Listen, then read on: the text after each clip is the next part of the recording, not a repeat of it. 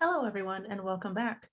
Welcome to Girls Run These Worlds, and thank you for returning to this limited series and the finale of this Monster Heart series, The Arcane Core, When Death Calls. I am going to be your keeper this evening, Sade or Ambrose. I use she, they pronouns. And with that, I'm going to introduce our lovely cast. Red, who are you and who are you playing? Hi, I'm Mischievous Red. My pronouns are she, her. I am playing Megan Frost, the Crooked, whose pronouns are also she, her. Jazz. What up? I'm Jazz. I use she, they pronouns, and I'm playing Mo, who is the professional. She uses she, her pronouns. Iris. Hello, my name is Iris Wyndham. I also use she, they pronouns, and I'm playing Cordelia, who uses she, her pronouns. All right. And Vin. Hi guys, I'm Vin, he, they. I'll be playing the spooky Millie who uses they, them pronouns. Awesome. Also, just a reminder to everyone watching, this will be a series that focuses on elements of death, loss, and grieving. This session will potentially have some elements of body horror, depending, but it won't be anything that's over the top. Please take care of yourselves if these elements or how they may be portrayed make you uncomfy. You can always catch this on VOD, on YouTube later. Don't even trip. We appreciate any time that you can provide for us. And with that, let's do some recap, shall we? So last week on the Arcane Core When Death Calls. Upon Rose Riddle's arrival at the gravesite, Cell S12 follows her to the grave of Creighton's resident that had passed away 2 years ago, Jack Olson. Upon further and clever inspection by a certain Cordelia, was able to find that Jack's body is not in the casket. Not only that, but he was never there to begin with, even though the process of burial had happened. The cell finds out that Willow, Rose's partner, worked for the funeral director, well, also known as the widower, also is the widower to Jack, Ben Giles Olson, and that Ben had taken a sudden turn in personality and behavior in the last few months. Not only that, but the cell decides to confront Rose, who admits that she knows more than she's letting on. Being cornered, she admits that she's a fae, and that the leader of the court, the mysterious L, has once been Ben's patron. Recently, he had renounced her and has potentially found another patron, perhaps? With the promise of giving them some more information, Rose leads the cell and Detective Lucas to the coroner's office, where you all find out that it's actually a fae safe haven for Jesse, Aster, Willow, and Rose.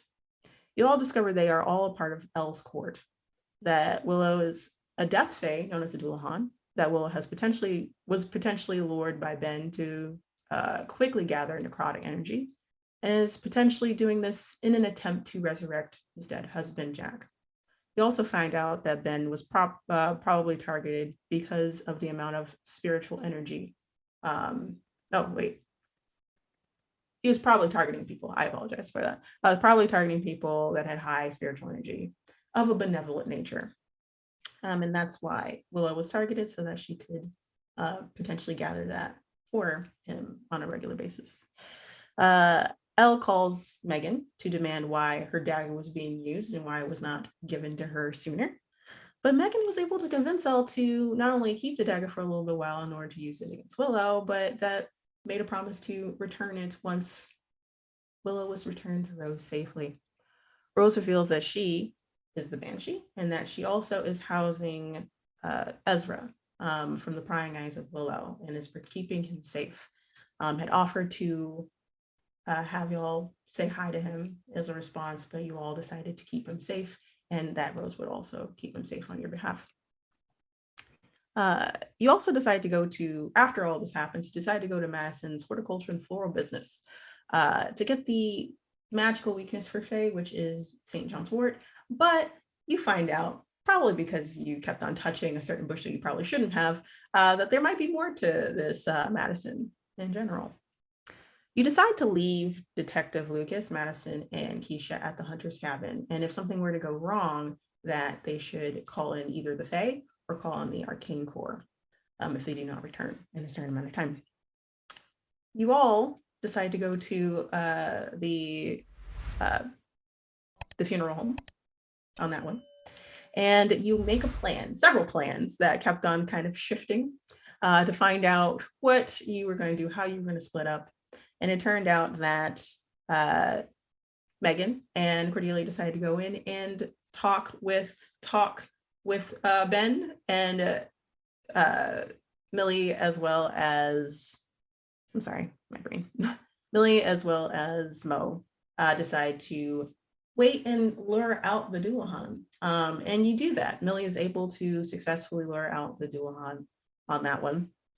But you also realize upon luring the Dullahan out that, oh, right, there's actually more to Dullahan. They usually have a horse that goes with them. And lo and behold, you have two opponents to fight. Meg and Cordelia. Cordelia ends up like, you all end up talking to Ben, and Cordelia decides to tackle from behind Ben, which immediately starts a fight there too. So you all split up, you're all getting ready to get into fights there. And that's the recap. Is there anything I'm missing on that one? All right, good. All right, with that, let's get into it. So, Mo and Millie, Willow, draped in cloaks, ready to go, is approaching you, as well as from another direction, that horse made of smoke and shadow, roiling and moving with glowing eyes, is also coming, not quite flanking you, but like you're starting to feel a little cornered. You're kind of in the center of it if you're in like the parking lot of this, the funeral home. Could y'all roll just your 2d6s to find out what initiative order you go into? I got an 8. You got an 8. I got a 7. Okay, let's see. Okay, so Willow's going to go first. Then it's going to be Mo. Then it's going to be Millie, and then it's going to be the horse. So it's nicely cushioned on that one at the very least. So let me see. What is Willow going to do? All right. So upon Willow coming out and like steadying their feet essentially and marching over to you, Mo, because you have been shaken by the last thing that had happened, fear had been induced, and you saw some things that you really didn't want to see. They're going to do whatever they did last time again. So I would like you to roll your cool again. 10. Okay, so you're fine. You feel fine. You're still a little shaken up by what you saw before. There is, unfortunately now, like that gray patch that just started to like, it's starting to bleed now further down. It's not as like worrying, but like it's something that probably Millie can definitely see happening as Willow starts marching towards you and is forming that scythe. And that's the move for now. So, Mo, what are you doing in turn? I am going to just kind of, how far away is Willow from me? Closing in at about 5 feet, I would say. Oh, geez. Okay. Yeah. That's unfortunate. I gotta get away. I'll take out my pistol, and as I'm backing up, definitely backing up, I'll say, focus on the horse to Millie, and I'll Okay. fire. Okay. Your gun has iron bullets in it, correct? Yes, it does. Cool. So let me see. That does roll kick some ass for me on that one. Wow. 10. 10. Okay, cool. So you get an extra effect. You gain advantage, take +1 forward, or you give that +1 to Millie. You inflict terrible harm. You suffer less harm, or you force them where you want them. What would you like to do? I would like to force them where I want them, and I just want them to back up. Okay, well that definitely works because it's iron bullets. So what ends up happening is, where are you aiming? I'll aim chest or shoulder, leg? Let's do leg. Okay, so aim for the leg. Willow immediately dips. So immediately, like, it feels like their leg just like caved in on them a little bit. So they like now take a knee at that one, and their body like language states that they're kind of like, oh, I didn't expect that. Oh my god, right, kind of thing. So, how much damage does that do? That does pistol. Let me look. No, take it down. 2 harm. All right. Close low. Because you are using iron, it doesn't do extra damage, but it does bypass the shadow armor. So they'll just take the 2 damage. Gotcha. So they do that. They're like, what? Like, they seem startled. They look back up at you. You just see those blazing green eyes behind that hood, and they're going to take that scythe and swipe at you. And you are going to take 2 damage, but they recover 2 damage in response. That's annoying. Yes, but I will say that you have put them in that spot, and they are taking a moment, so they're stuck there for a little bit. Can I do something crazy? By all means, I love it. I would just like to scramble onto the roof of the SUV. Okay. And just get set up there. Okay, so I would say that the SUV is a little far. You both were like camping on it, right? Or like you were. I was like on like I was like on the not on the hood, but I was kind of like set up leaning on the against hood. the hood. Yeah, leaning against the hood. So yeah, you could do that for sure. I would say that Willow has about, like, I would say that they got to 5 feet away from you before you shot them in the leg. So now they're kind of planted a little bit and caught off guard because it hurt more than it should have, is the best way to put it. But yeah, so you take so yeah, there's that. All right, Millie, anything else you wanted to do? Mo? Nope. Okay, Millie, go. What would you like to do next? This is your turn. I would like to use my shotgun, please. Oh just yes, you just can gun this totally- shit first. Oh yeah, so you're aiming for who? Are you aiming for Willow or are you aiming for the horse?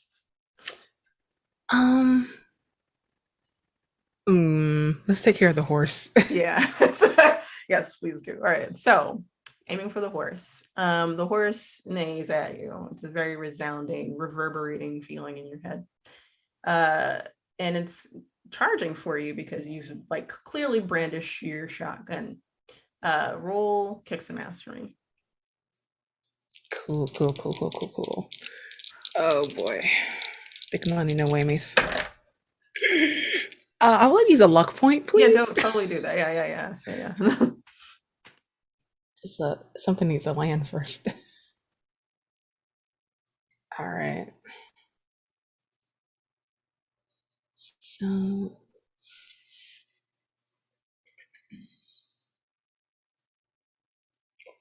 I would like to inflict terrible harm. Okay. So, Okay, it has iron, Mhm. right? Mhm. Is there anything else you wanted to like state, like besides the inflict terrible harm? oh, that's it. All right, cool. So plus iron like bypasses any armor, but you're fine. So like it's just going to do an extra damage on that one. And how much does it do? Is it 3? 3. Okay, so you hit this thing. Where are you aiming? Or did you want me to like take over where it's going for? You can go for it. All right, so as it's like charging at you, it's like just straight on right there. You aim for its head. So you do that. It seems like the shadows burst a little bit, so it doesn't actually show actual skeletal anything. But it just looks like the shadows like peel away, very much like a banana, or like it looks weird that it did that damage, and it reels at that. But in doing so, those shadows that it's made up of are going to swipe at you, and you're going to take 1 damage on that one. Now, if I remember correctly, you already have 3 harm. So you are now unstable. You have 4 harm. So I would say, because this is spiritual wise, like it's not quite like physical. No, I'll say it's physical on this one, but it hit the hand that Bush had latched onto before, or like had swiped you on, and it feels like it looks small. There's like a coating of shadow on it, but it looks like it's bleeding into you a little bit, like it attached onto you, and you're not sure what that is, but you don't feel great. This is the best way to put it. You can keep going, but it might continue periodically getting worse at that one. So keep an eye on that. Anything else you wanted to do, Lily? No, that's it. Okay, cool. And with that, the horse is going to take their turn. They try to put their head back together as like the shadows and the smoke peeled away. Those two green orbs are kind of dangling a little bit. It doesn't look like it was a horse even to begin with. And it's starting to try to form back, but it just seems to be roiling. And while it's doing that, it is going to extend its own shadow to you, and it's going to latch on to your ankles. I would like you to roll a general cool for me.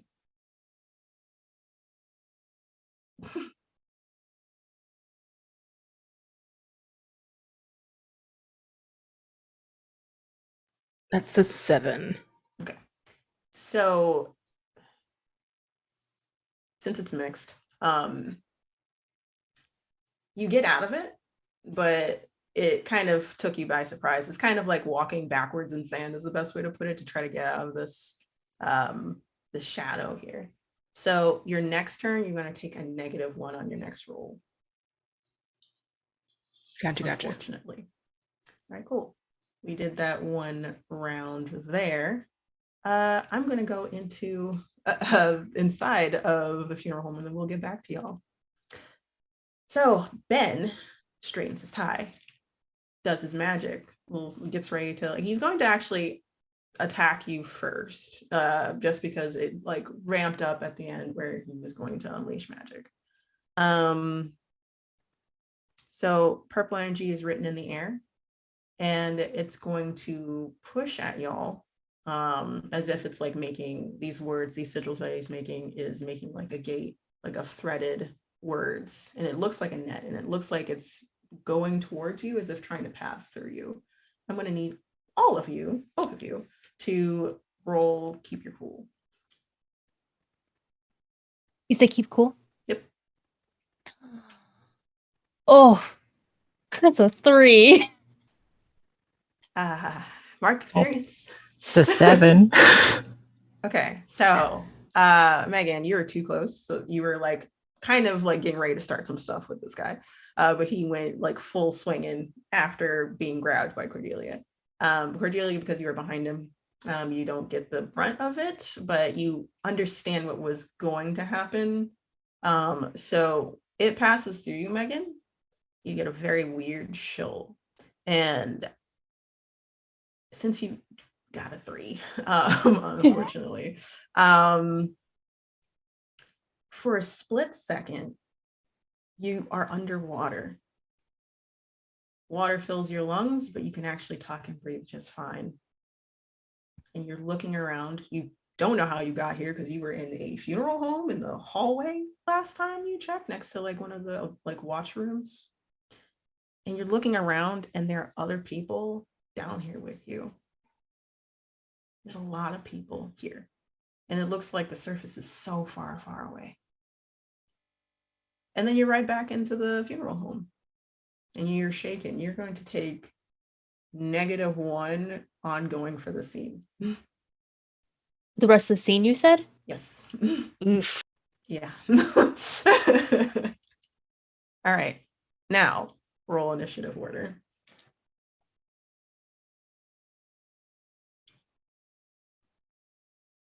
That's a 10. Awesome. Okay. 8. Cool. Let's hope that this dude. Okay. So it's going to be Cordelia, then Ben, then Megan. Yep.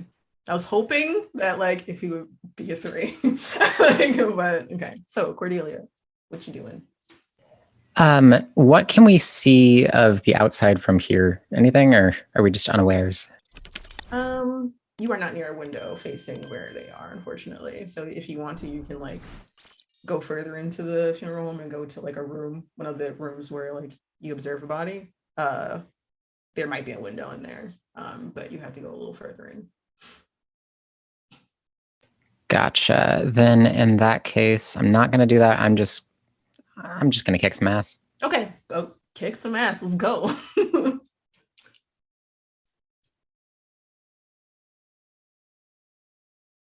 That's another 7. Okay, so it's just traded damage then. So how are you attacking them? What are you attacking them? Just magic energy. Yeah, I'm just gonna swipe out at his arm where we saw the whatever that bind was. Okay. So you know that there's something on his hand that like on his, let's say, right hand that you know for a fact is connected to Willow. You swipe at it. He will take 1 damage on that. He like cries out at that. Are you invisible or are you like visible? I was invisible when I came in, but then I attacked him. I don't know how that affects. You would have to actively drop it if you want to. You can still attack him while you're visible. So he's confused as to like what happened. So he turns around.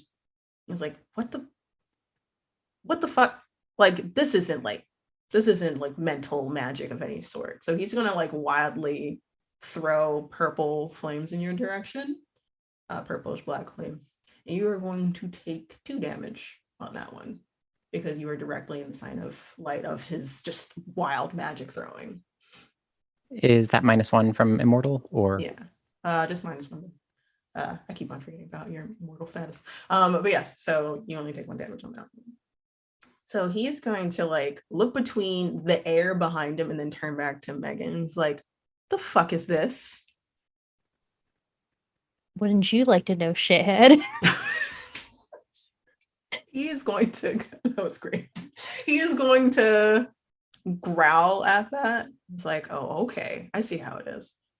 He's gonna throw those flames in your direction, and if you want to dodge it, you can roll keep it cool. I mean, yeah, I'd like to dodge it. Oh, hold on, I messed up my rolls. Okay, here we go. Keep cool. That is a 9. Okay, so it's mixed success. So you don't take the damage, but you feel just like the singe of it. No, wait, for keep your cool. Hold on 1 second. I keep on saying keep your cool too. Acting under pressure. So worst outcome, hard choice, or a price to pay on that one. So you miss it, but you either drop your dagger or take the damage anyway.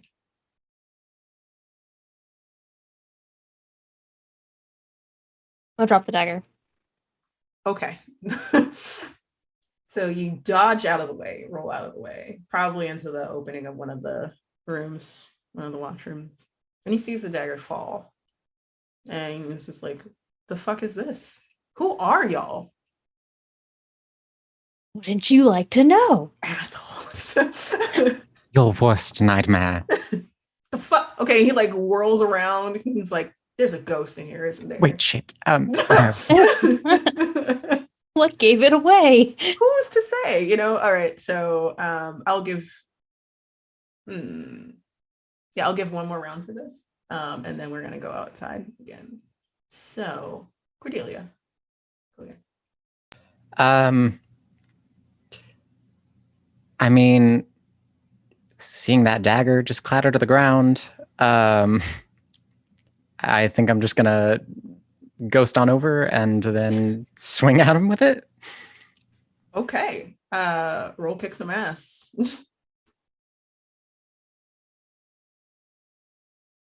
Somehow another 7. Oh my god. I mean, 777, let's go is how I feel right now, but like that's just luck there. So it's traded. So you go at him with a dagger. It it doesn't change or anything like that because there's nothing really to fight on that. No, actually it will change on that one. You're not sure what happens to the dagger exactly, but it does. It feels like very much like a chameleon skin, like it's like scales like flipping over. It's a metal. It looks like it transitions from a metal, then it goes into like a resin of some sort with different flowers in it, is the best way to put it. So you don't know what this is. Like you've never seen this before. Like this is not a normal dagger situation. And you're gonna aim at his side on that one. He's gonna cry out immediately. He's gonna take, how much did I say that dagger does? 3? That is 2 harm and it's 2 harm. magic. All right, so it does magic damage as well. And it is also going to do a +1 damage on him. And his eyes are black, and that leaking smoke is going to like start oozing out more, as well as coming out of his side as well. So yeah, but he grabs onto your hand, your arm, because your arm is attached to it, and he's like fucking ghost in response. And then like he's going to set your arm ablaze as well. You're going to take 2 damage, but 1 because mortality. And you probably either you are going to actually roll to keep your cool for what you do next. 7? 7. Oh my god. All right. With a 7, worst outcome, hard choice, or price to pay.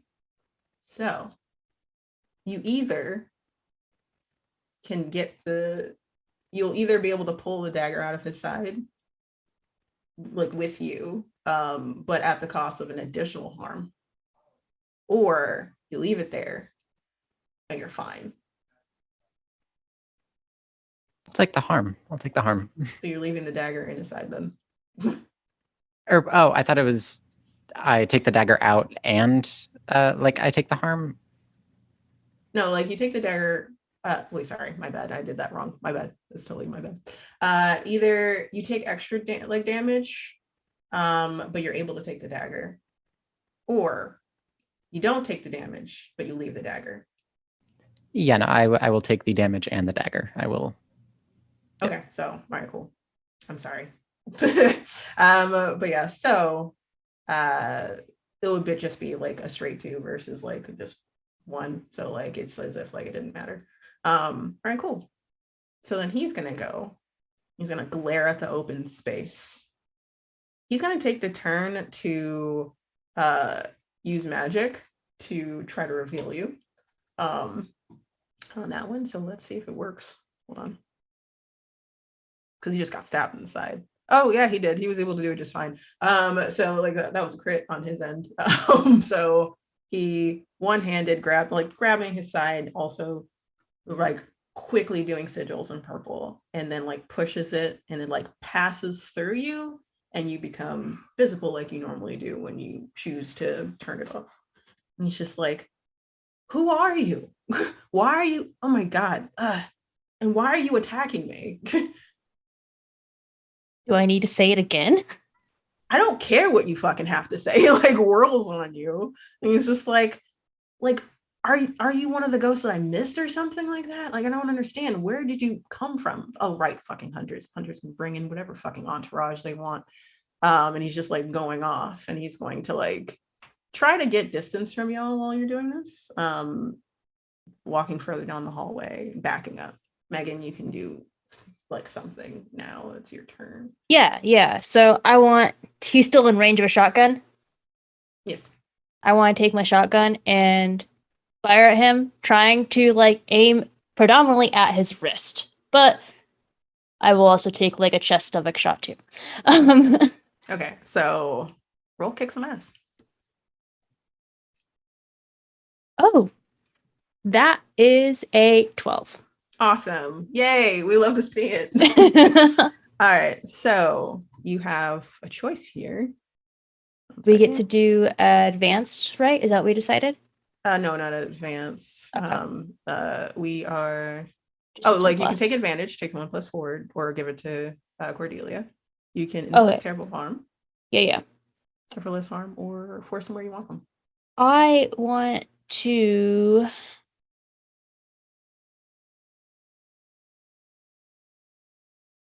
I'll force him where I want him because I want to be able to grab whatever he's using to control Willow. All right, where do you want to force them?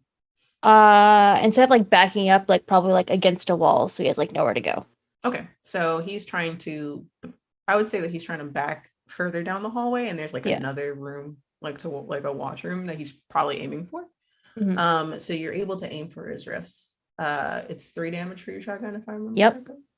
So you get all of his arm, the right arm, that you're aiming for. And you hear so you shred his suit, like he has like a suit on, like his blazer, like you're able to shoot all of that off. And then you hear like a loud clatter. Not a loud clatter, it's a clatter of something that falls to the floor. It sounds like a pin of some sort. And you look and you probably see like a very random glow, like a golden glow, and you get the feeling that like, oh, that's a cufflink, maybe. But you're not like, unless you want to do magic, you can find out if it's exactly that thing it is, or if it's something else on his hand. But you do damage his hand very much, so all of his right side is starting to get fucked up. He got stabbed in the right hand side. His right hand's kind of messed up. Good for you. So yeah. I think that's it, and we're gonna go to outside. It is now the Doulahan's turn again. Mo, you're setting up, I'll say that you set up on top of the car, right? Okay. So Willow is kneed at the moment, and cannot move, but what they're going to do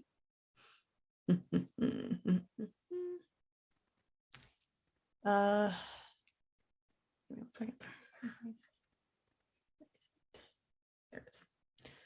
Willow is going to soul call you again.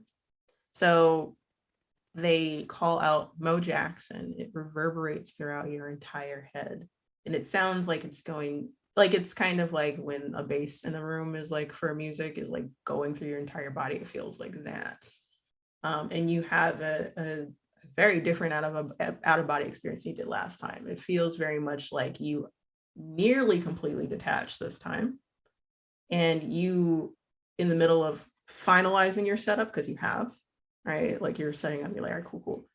You feel your soul like jump out of your body, and you're like looking at yourself in like third person. It's a very weird experience, like let's say 2 feet away.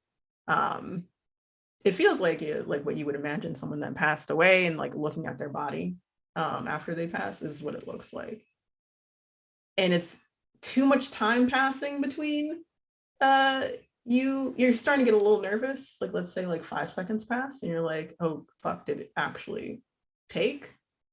And then your soul slams right back into your body again, and it kind of hurts this time.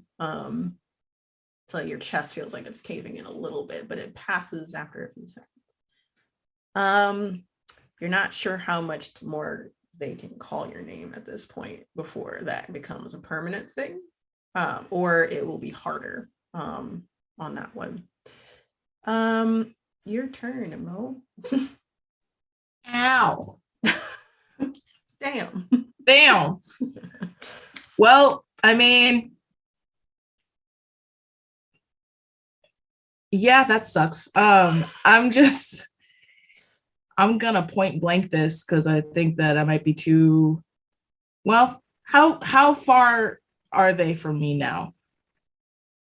Are they far enough that I can use my sniper rifle? Because I just kind of want to blast this person in the They're face. 5 feet away, so this is gonna hurt if you're aiming at them from where you are, but Like you can, like they're still like they're slowly getting back up to their feet on that one. I'm gonna do it. Okay, so sniper shotting, kick some ass. Plus 9. 9, okay. So traded damage. All right, so it's 4 damage? Yeah. Okay. Mhm. So it's infused with the St. John's wort, correct? Yes. So it does go through their armor on that one. So they take the full 4 damage. Where are you aiming for? I'm aiming for, I guess I shouldn't mess up their pretty face. I'll aim for the other leg. All right, so you aim for the other leg as they're starting to get up. So they collapse again on that one. Look at you, just like, nope, you stay exactly where you are. And they kind of collapse onto their hands. And they release a very frustrated growl, and it again sounds like several different voices at the same time. And then they are going to reach for their waist.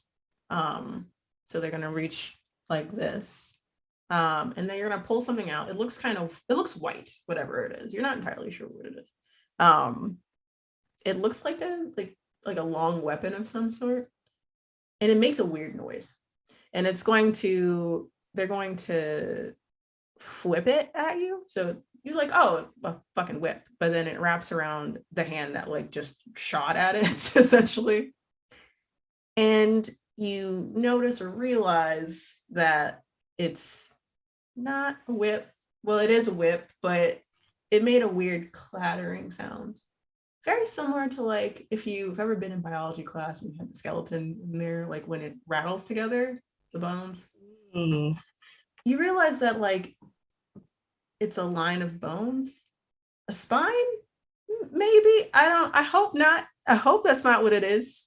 It wraps around your arm, and you take 1 point of damage on that one. And they're going to try to pull you down off the car. Roll cool for me.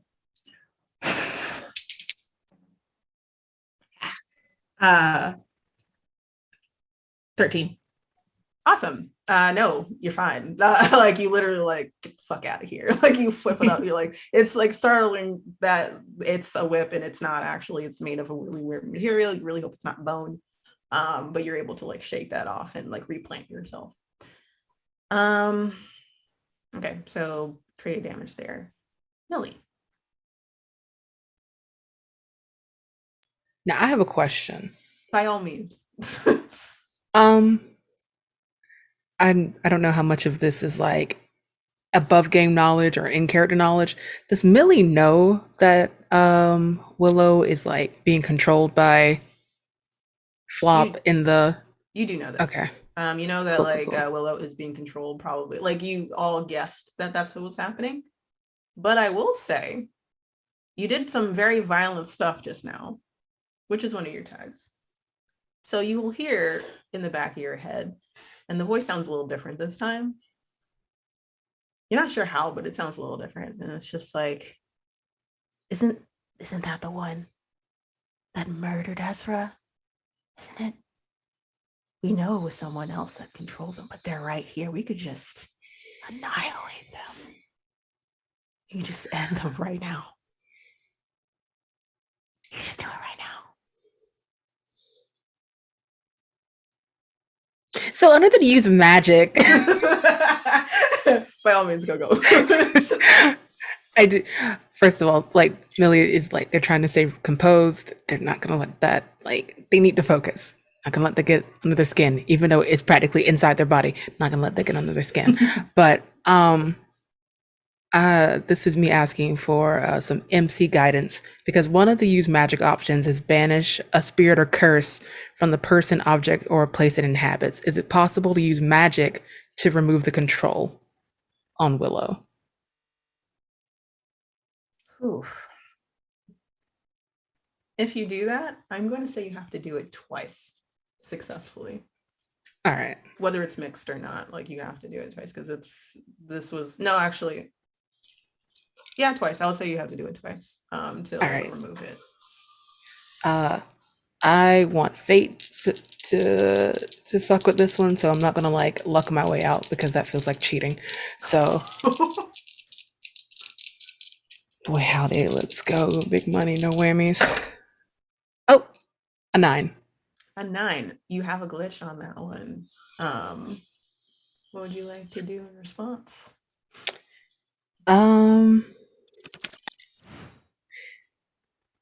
Since you're cooperating with me, I'm gonna Yeah. keep it feral. It has a problematic side effect. Awesome. Okay, so yeah. Give me a moment. Oh, All right. wow. Describe how Almost scared you me. are. You okay? Everything good? Yeah, just a light fell. I'm good. You scared the crap out of me. This is not the time to be scared. It was just like, oh, This God. is the perfect time to be Okay, you know terrified. what? Fair. That is valid. So, describe how you are going to banish. Like what kind of magic, how you're doing this to banish it, and then I'll tell you what the side effect is. Okay, so I think the instant change from offensive to defensive, it comes from hearing the voice like enticing them to like go ahead and take it out, and they remember, of course, all that information.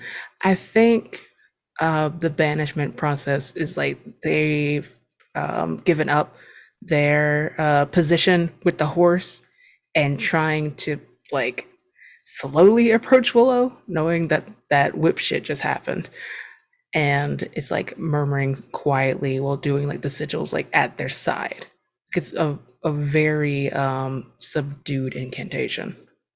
Okay. So while you're doing this, the horse is still trying to put themselves back together. So let's say that.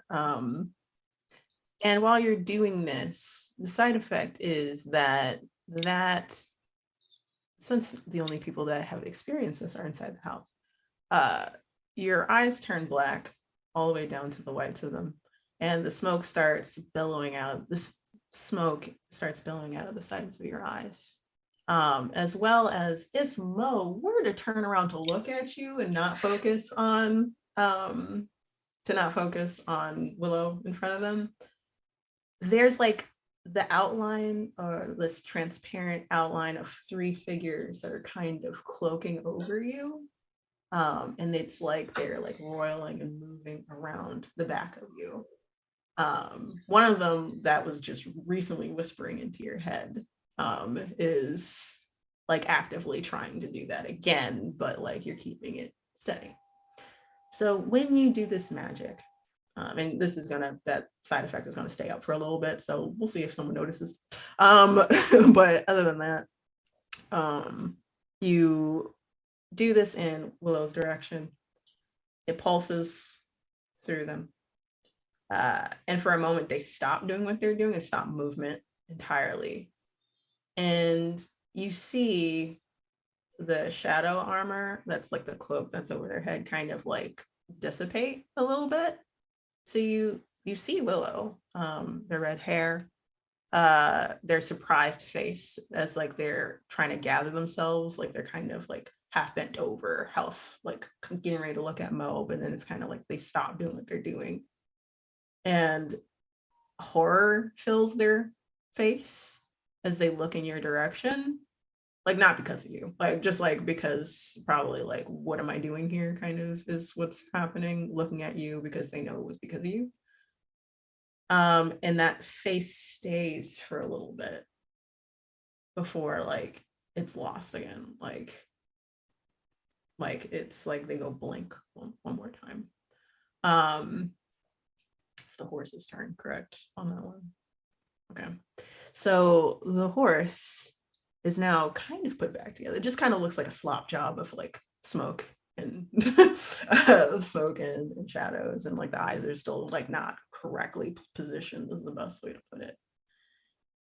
With Millie, your back's turned, right, on that one? Would you say that? Millie?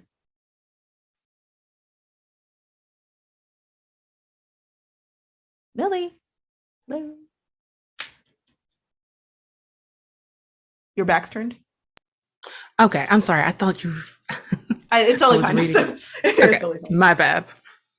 But your back's turned to the horse. Would you say Okay. that? Would you say that? I'm just asking. Yeah, totally. Okay, so yeah, I'm totally fine with this. So the horse is like what it ends up doing. Instead of charging you because you can't see straight at this point, it is going to send out that shadows that was trying to grip you before again, just like keep you in place. I would like you to roll keep your cool, but at a I'm not gonna say disadvantage, but just as a -1 because you're not paying attention to it.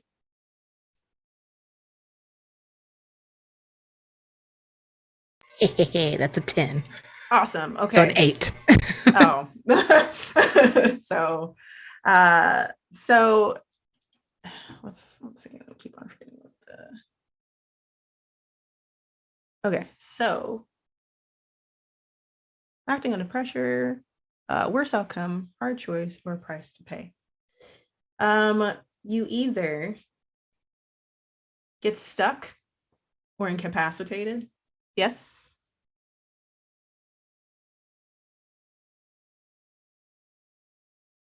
Oh yeah, go ahead. Commercial peeps.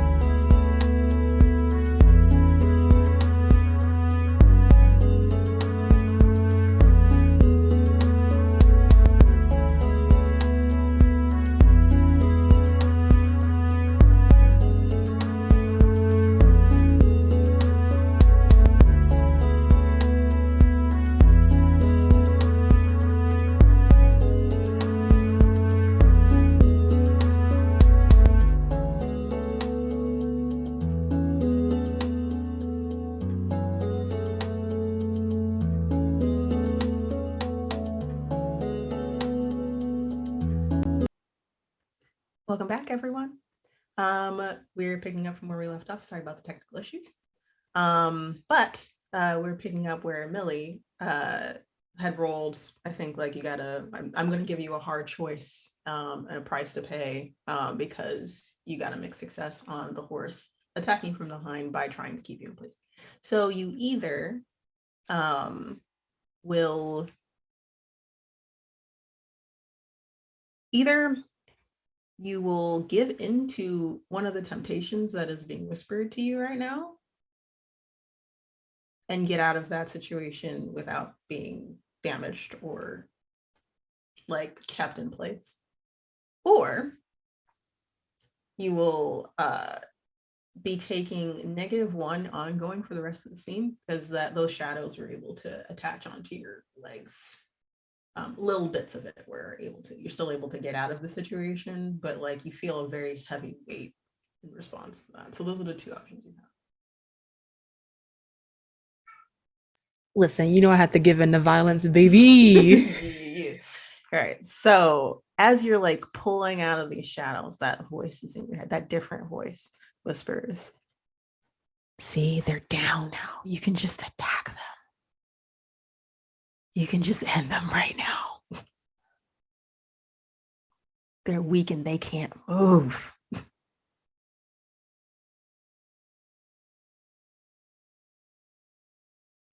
How are you going to give into violence? Oh boy. Let's see. I know. So am I like taking a turn right now? Yes, this is going to be, you have to do this now. Okay.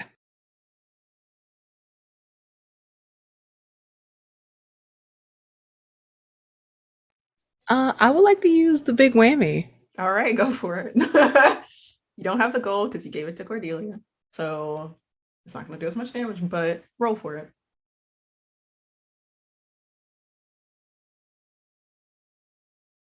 That's an 11 because we love to suffer.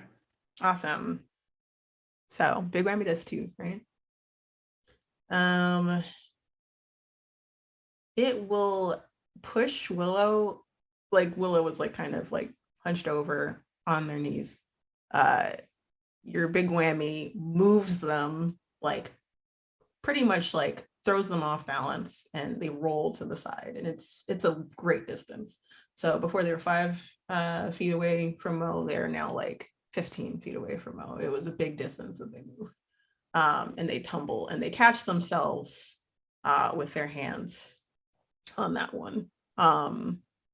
And they're perplexed, but still blank faced at that. They take, just because they have shadow armor, they do take 1 damage on that one.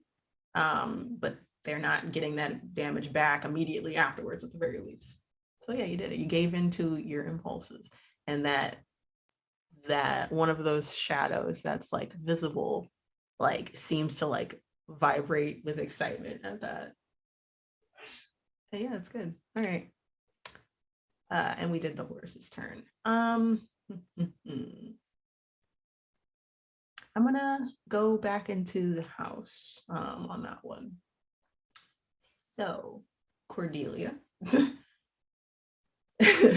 you saw this clatter to the floor and all that other stuff.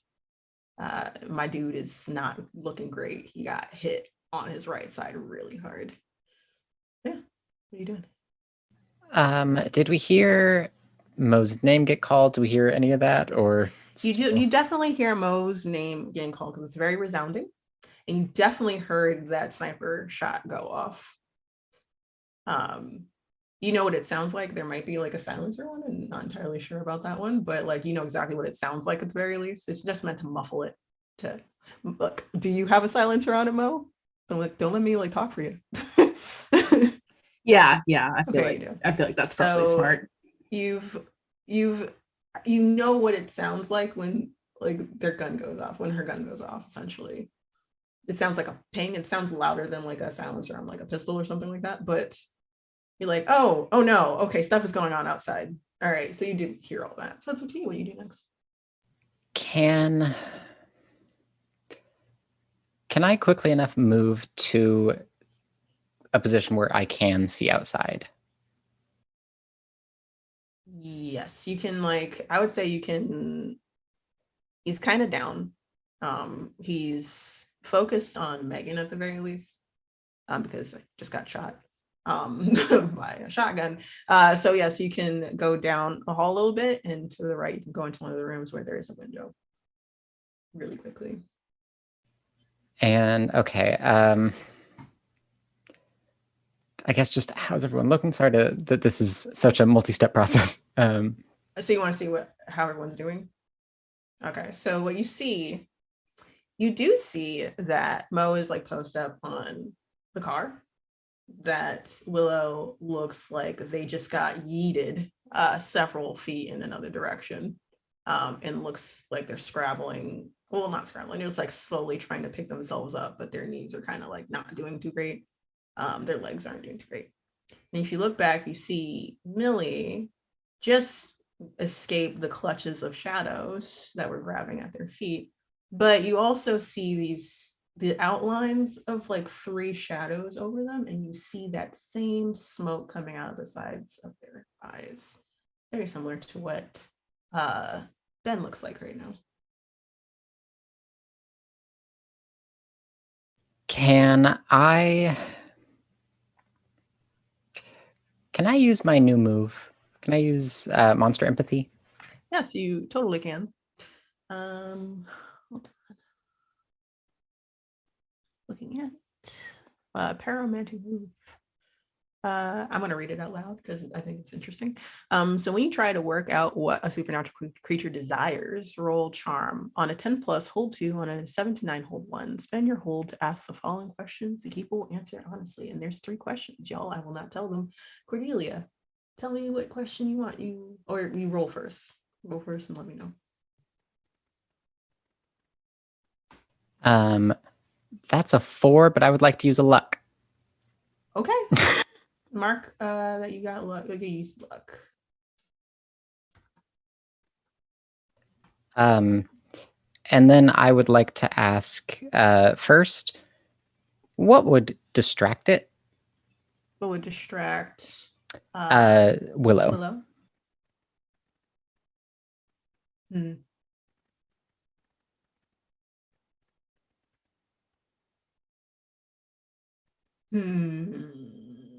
Because they're like what's distracting them the most right now is Mo. So what would distract them more is you, I would say. Because you Okie are dokie. an untethered soul. Yeah. On top of this, can I just, I guess, send out a quick little message or just shout or something to get their attention? To get Willow's attention? Willow's attention, yes. Yes. Did you have one more hold? Because you got a 12. Did you want to do the hold, or you want to actually shout them out first before using the hold? I will also ask what does it desire most? Just to, I guess, clarify for myself.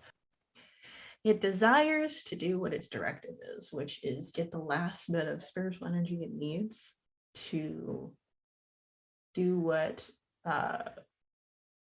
they're asked of. It's very like mechanical is the vibe you're getting. And they wish that they got the one that Rose had, is what they're thinking, but Mo will do. Gotcha. Then I would like to just shout, my name is Cordelia Bennett.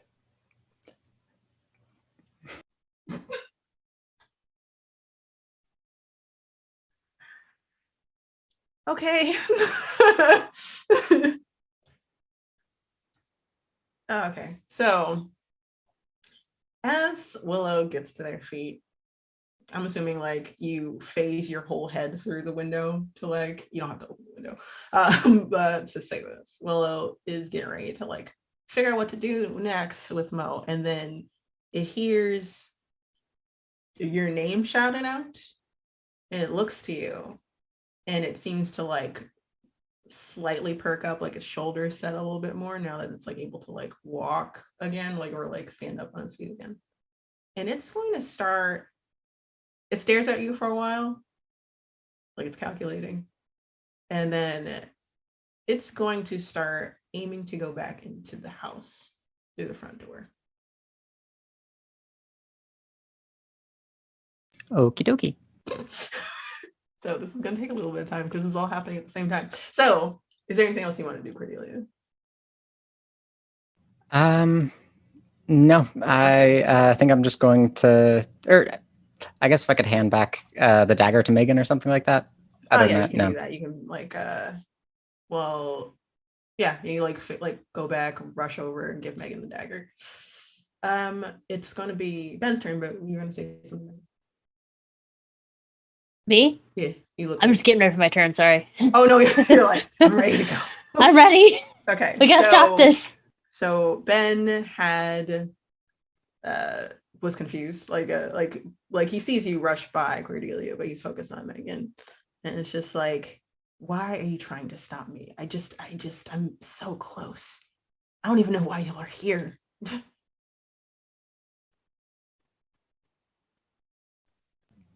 Wouldn't you like to know? I mean, like, I'm not gonna tell you more than this, dude. Is that the only bit of vocabulary you have?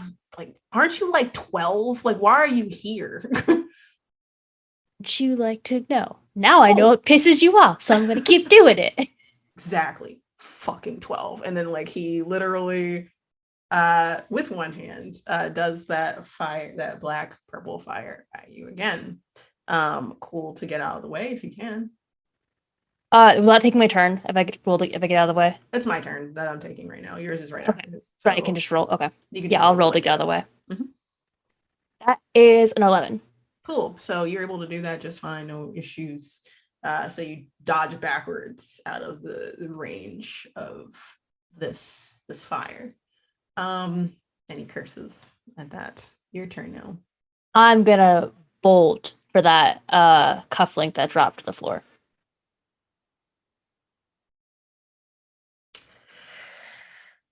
I don't know if he can. He's definitely not going to be able to react in time for that because he's not doing great. So you can just do that. So grab it. So if there's something else you want to do, you can do Yeah, I want to use it and say retreat to try You and wanna- get her to go. Oh, okay. I see what you mean. Okay, so Yeah. So you grab it. Use magic for me. Yeah.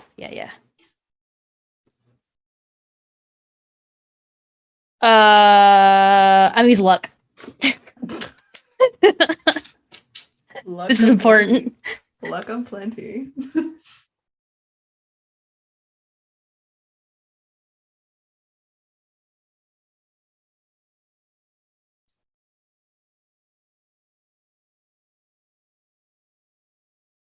Wait.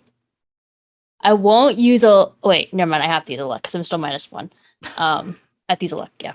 Okay, so use luck, so that's a 12, so you don't need you don't even need to use a glitch on this one. So you're able to channel your energy into this startlingly well, actually. It feels natural to you. And it's like you took over whatever influence that he had for the moment. And outside, as Willow's walking up the stairs to get to the front door, they stop. And it's like they just kind of, it's like a pause in programming is what it looks like. And they just stand there for a minute. And then they slowly walk back down the stairs. Mo and Millie are probably like, you want to go? You know, getting ready to like go at it. And then they go back to the window that they came out of and they slide back in there. And that's what happens for now.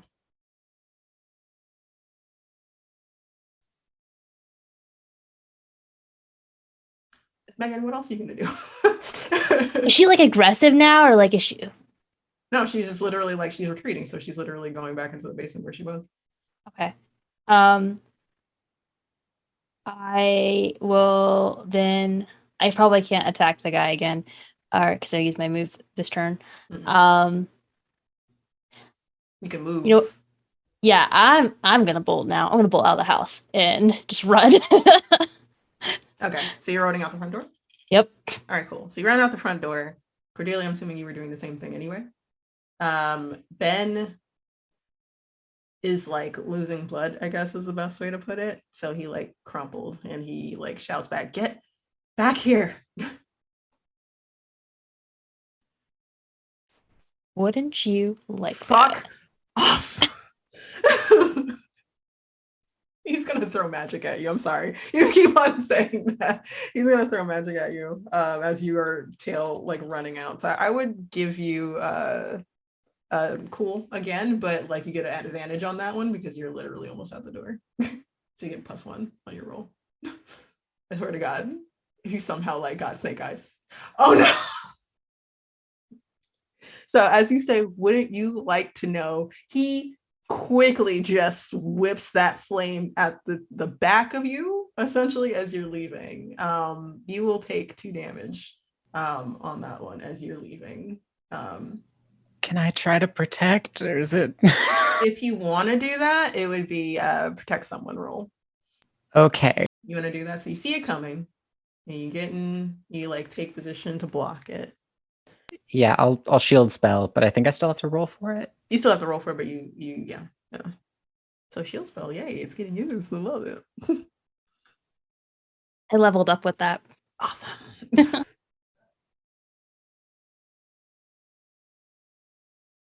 That's a 9. Awesome. Okay, so look at it. 9. Okay, so you suffer all the damage, but I mean, like the shield spell took all of it up anyway, so you're fine. So it pushes you back a little bit, and you kind of slightly bump into Megan, but not to a point where like Megan's gonna tumble down the stairs or anything like that. It was just more like, oh, what the, so you both like getting out the door, and you're able to do that. You go out there. You don't see Willow anymore, but you do see the horse there, and it looks like it's been through some things, but it's still coming strong a little bit. Well, actually, technically, it would have paused as well if you used the cufflink. So it's kind of, you see those shadows whirling and moving in weird ways, but it's stationary. It's not doing anything. And yeah, so up to you what y'all want to do. You have an incapacitated magician in there that's trying to figure out how to get out at the moment. So what are you gonna do? My vote is we leave him for L and we get the shit out of here. Get Willow down. Well, I mean, I'm gonna take the thing with me, but like, I can't like physically take Willow. Well, maybe. I don't know how her Fae form works. You should I just plan- destroy the destroy it. cufflink. My plan is to bring the cufflink to Rose, because she probably knows what's like the best way to do that. Oh, okay. That's fair. Being a Fae and whatnot. Can you or Millie roll weird for me? Actually, you all get out there, and Millie is not looking great. To be honest, Yeah, I was going to say that Mo is going to be like sliding off the roof of the SUV and approaching Millie, just kind of like a wild animal. While Mo's helping Millie, I guess I'll do the weird. Yeah. So roll that, Fucking hell. please. That is a 5. Okay. I know Mark nothing. Experience, it's fine. Millie is fine, but like it just looks like a lot is happening around them is the best way to put it. So I'm just gonna kind of carefully palm their cheeks and like wipe the smoke away from their eyes. You good?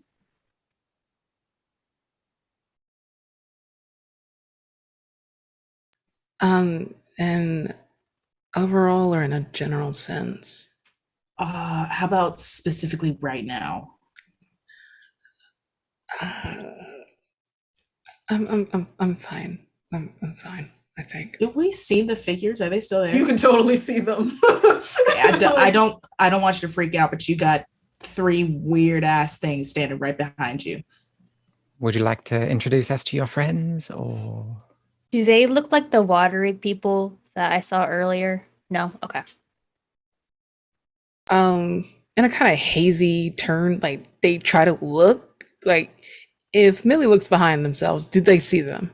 What you see is like it's like they move to like only be over your shoulder. So it's kind of like they're only here. They're trying to dip out of your sight on purpose. So they're gonna look at Mo. Are you okay? I mean, I've been better. You look like shit. Thanks. Yeah, I've had a rough couple of days. let me If you patch you hadn't up. noticed. Yeah, we all have. Do y'all want to, Mo? I can drive the car. You want to patch Millie up on the way? He is still in there. He is bleeding. He's still in there? You didn't that's what kill him? Did you want me to kill him? I'm more than Yeah! happy to. I thought I was supposed to be good. Like being Damn. a better person or whatever. I can go kill him, but usually I'm a thief. But if you want, like, No, you're the no, boss. no. I mean, no. I thought I I'm was more than doing happy good. to. Millie, while this is happening, can you roll weird for me, please? I swear to God, if someone else fails this roll. That's a 9.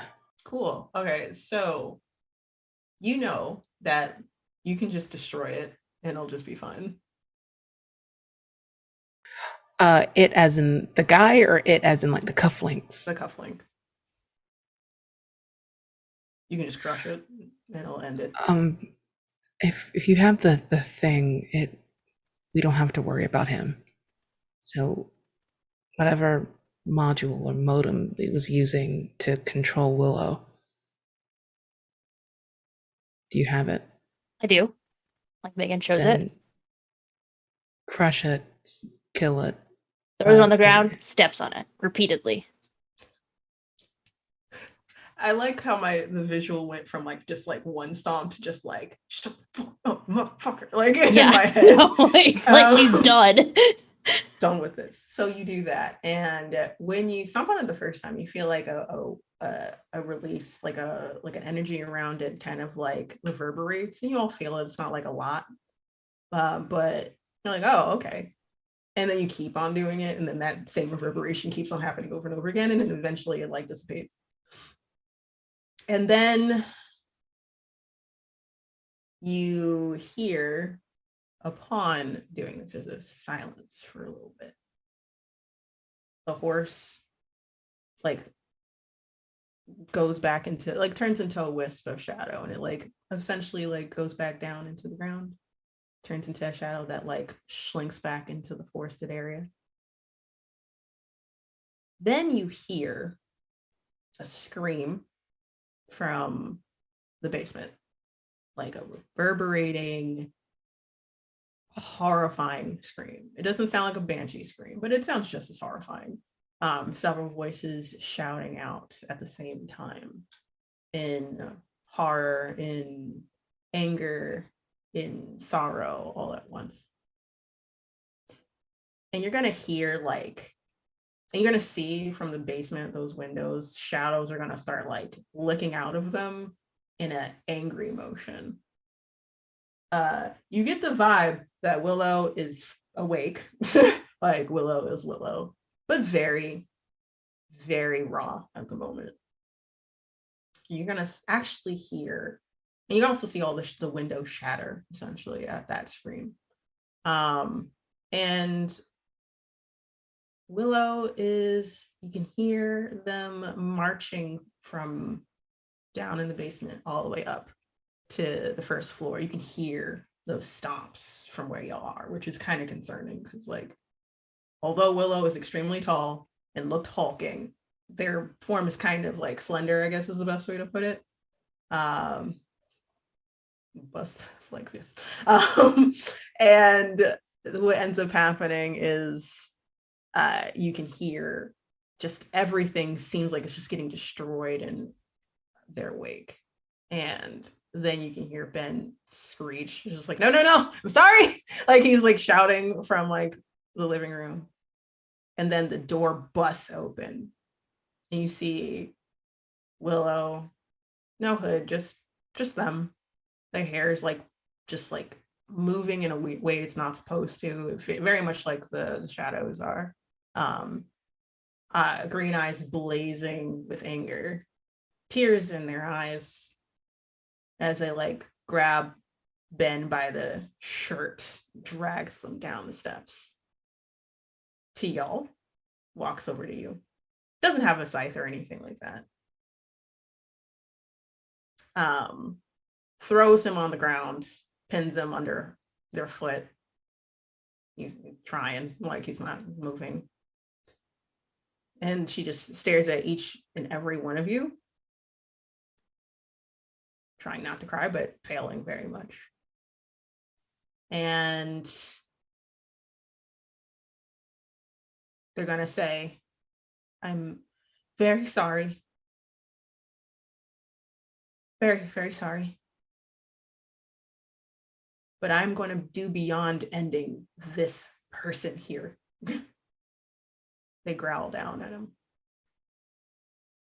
And Fine by me. This is Els. I don't know if it'll help do worse things. And like Meg kind of holds up the knife. You can do your own thing, but I thought I would offer. to give to Elle? Or So like use on Ben. I don't know what you can do with it. It's Els. I imagine it's pretty powerful. this is tied to a deal. Well, sorry, I tried. I appreciate it. I will be doing, I don't need help doing what I need to. Let's just put it that way. I'm very sorry, I say. You have nothing As to apologize for. I saw everything. I saw what I was doing. It's don't. And like they're going to like throw their arm in a direction, and then you see like shadows appear in that area, and like through the shadows a portal, very similar to rippling water, appears in between the edges of shadow. She's gonna grab Ben by the back of the neck and like drag him through that portal. And he's screaming, pleading, and then he's gone, as Willow is. And the portal vanishes. And you solved this mystery, technically. So get it, guys. Now y'all are in a parking lot. What are y'all doing next? It's silent. You hear a car going off, an alarm, after those shattering windows happened. I'm gonna patch up Millie Okay. using my medic move. Okay. Roll for me. Is it roll? You need to roll for that one. I told you I didn't need to kill him. Just gonna say that, Mo. Would have been nice. You know, Will. I sort of gave him a name. Do you think it's all good? Or I don't want to hear it from you right now. I'm so pissed with you right now. I can't even believe that you would put yourself in danger like that after everything. how many more? How many more times do you think she had to call your, or they had to call your name? It don't matter. It didn't happen, But it could have. but it And didn't. Cordelia's fine too. They didn't even call Cordelia's name. If you ever try to pull some buck ass wild shit like that again, I swear to God, I will drop you off at headquarters and I will not look back. Good luck keeping her at headquarters. I said I would drop her off. I wasn't expecting her to stay. You fed me once. She probably has something in the van that like spookily tracks it so she can just haunt it wherever we go. Technically, I think I'm haunting you. Please don't. You're already a pain in my Grit ass. Cordelia. We can't tell her that, otherwise she'll figure it out. My damn kids. I just kind of like cup the back of Megan's neck and like bump my head against her. Don't scare me like that again, okay? I was fine. You were the one that we were worried about. I'm fine. I do roll, by the way. Yeah, you go ahead. 12. All right, let me. Okay. Heal 2 harm, Millie. And you are stabilized. You're good. How much damage did everyone take? Did anyone get past 3? I'm at 3. I would have if Cordelia hadn't taken it. Ah, okay. Look at that. Everyone's like leaning on each other. It's so good. It's so wholesome. Even though there's like blood and shadows everywhere. It's good. All right. So Mo, you're gonna get a call now.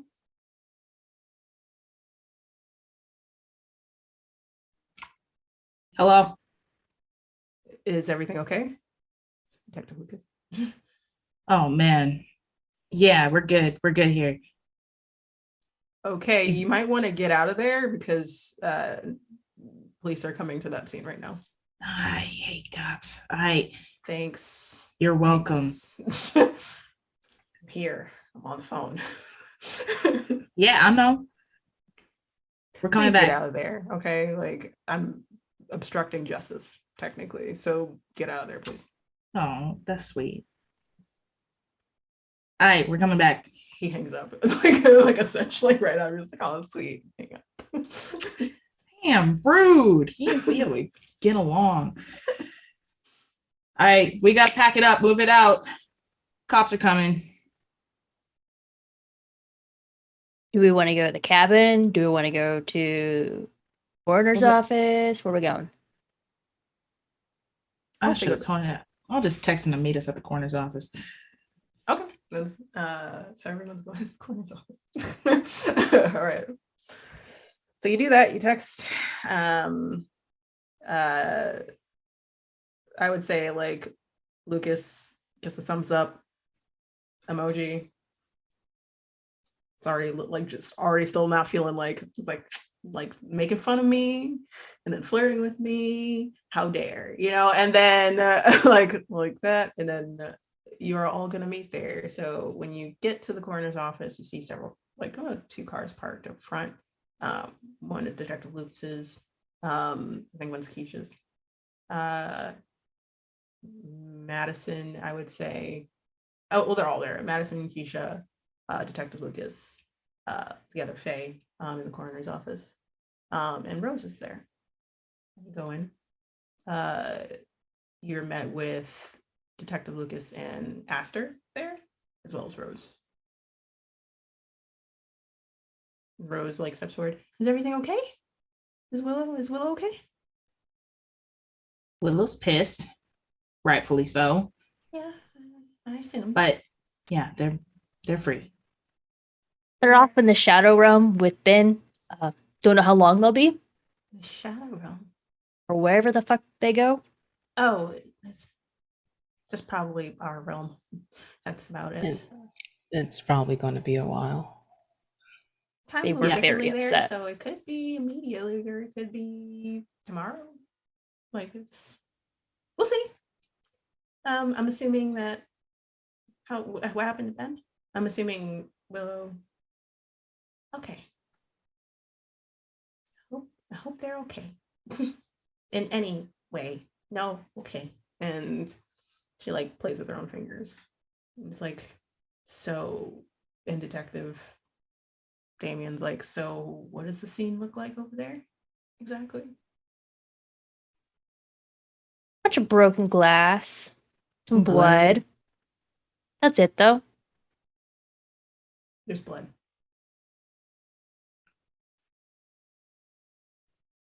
I mean, it's a funeral home. Is that unnormal? Cordelia, that's not funny. Maybe some gun case or like bullet casings. I picked those up. Maybe. Oh, Oh, I'll say that you I'm- did that. I would say that y'all I'm- knew how to do that. So like I'm a professional, please. But I'm sorry. she said it. Sorry. So yeah, so I will say that you all did that just fine. You knew what to do. It's like, so no shell casings, but there's blood there, broken glass, probably shotgun damage to something in that area. Okay. And Ben is missing and looks at like Rose, and Rose like nods. Like, I wouldn't even be able to explain this even if I wanted to. Okay. Good to know. Y'all are okay. Everyone looks okay. Millie, I would say that the shadows have like slowly dissipated by the time you got to the coroner's office, so you're fine. There might be a little bit of shadows at the edges of your eyes, but like could be eyeshadow. What's to say? Just like, but it's like I don't even know what to take it from here. But it's up to you what y'all want to do now. You've defeated the monster. You're not sure when Willow's coming back yet. who has Ezra in the bracelet? Roses. So, Millie might like hover close to Rose. Yeah. I mean, not to be pushy or indignant or anything, but now that things are settled, could we possibly check into the bracelet? You want me to pop him out? You don't have to be polite about it. It's your friend. Cousin, actually, but Oh, sure. cousin. Okay. Did you want us to leave the room so you can? I mean, is there a possibility that we could take him with us? We work with this kind of magic all the time. Maybe we can find someone who can put him not necessarily in a corpse or something physical, maybe. Or am I wishing too much? You might be. I mean, you have his soul. You can do something with that. It's just, and it's before his time. But gestures Bring him. wildly to Cordelia. I think we can do this. We can do. But I can just pop him out. He'll just be a ghost, and he's not rooted to anything, so we can just. And Millie's gonna look at Cordelia. Would ghost friend cool? How would that work? I mean, we could attempt the ritual that I did. I haven't really checked up on the more new age metaphysics, but I could try. Okay, I'll pop him out. Hey, that sounds like some big magic out of character. That is some big magic. Like we'll talk about it. Don't worry about it. Don't you worry. Don't y'all worry your heads. Cool. So she's gonna pop the beat then to let Ezra out. Okay. So like she does that. It's like a little, I feel like it's like a little capsule or like a little thing. And then you see like white, light blue smoke like pull out of it. And then slowly this gaseous form kind of like solidifies down. And you see very similar to what Cordelia looks like very blue tones is the best way to put it. What he was wearing last. He's floating, he's like focusing, his eyes are trying to. No glasses. Dark hair peppered with white. And he kind of looks at all of you, and everyone else kind of like makes themselves scarce, like probably going to the bathroom or like, oh, I have paperwork to do in the back or whatever it might be. And he looks at y'all, and he It's like a deep breath. He's like, hey.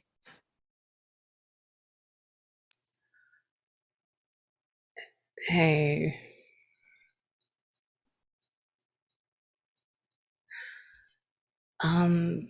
And instantly Lily's like so awkward. They don't know how to like articulate the well of emotions, but it just kind of like trail off and like to fight going completely quiet. Do you remember that live action Casper movie? You look like one of those ghosts. Shut the fuck up. He says, like, and tries not to cry, and then he literally hugs you or tries to. He's trying to keep himself solid.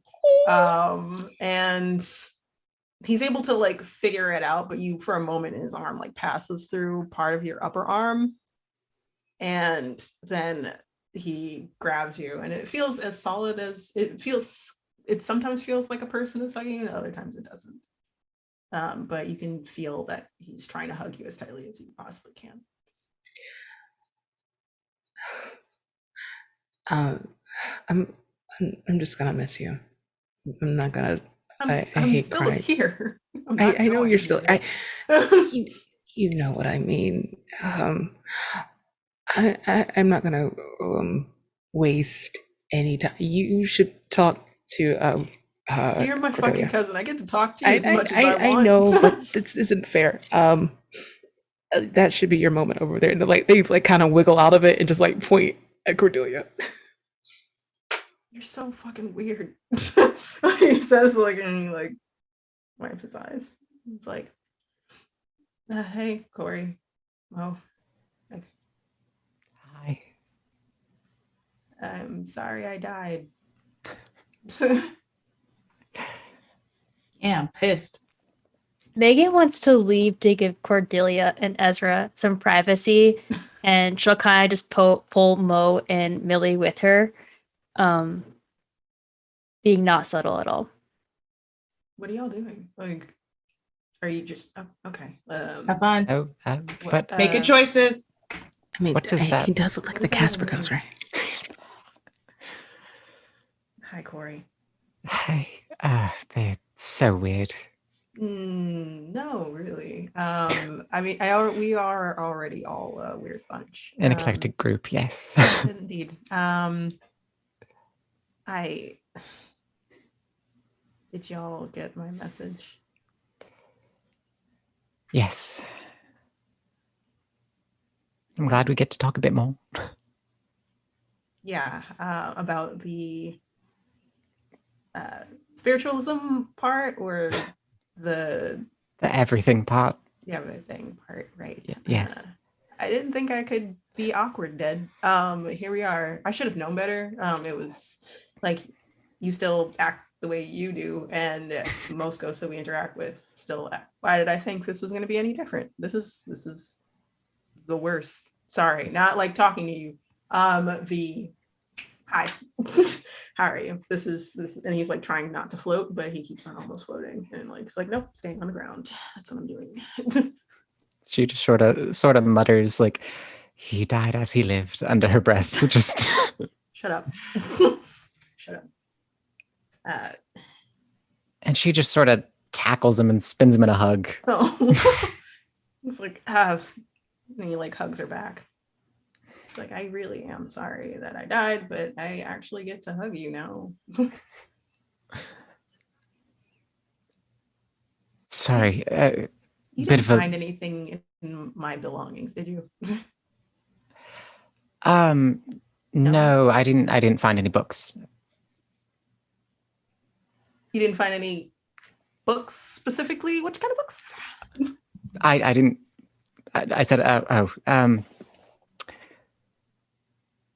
was never a good liar. What are those for? Oh, okay, so full disclosure. And he starts floating again. This is fucking ridiculous. How does this work? Okay, anyway, so I wanted to understand the ritual, that like you did to make yourself immortal, but it turned you into a ghost instead. So I was just curious because like normally spiritualism during that time frame did not work, and this did. So I was curious, and then I just wanted to know more about you in general, and then I got interested in how to talk to you, and yeah, I just wanted to know more about you. Friends do. No, I'm lying. That's a full on lie. I'm sorry. I'm not doing that to you. I mean, I didn't. It kind of hit me in the face when I was in my car reading it. That I like you. I mean, I like you too. And what do you mean? We talk all the time. I mean, No, yeah, I'm not that. I'm not that daft. I like you too. Thank you. It was more along the lines of you've been around for a while and you've had to adapt to talk to different people as the age has gone on. I felt that someone should have been doing the same for you as well. So that's what I was trying to do. That means a lot. I mean, thank you for meeting me halfway, I guess. But yeah, I mean, I met also, you all the way here because like, I'm now on the other side, I guess. Yes, I was making my way up to a joke about it, but you I beat me distracted there. you. Sorry, I'm so sorry. No, it's well, I mean, if you're really that interested in the ritual that I performed, I mean, it can be difficult to anchor yourself to the plane. I'm kind of bumbling over myself.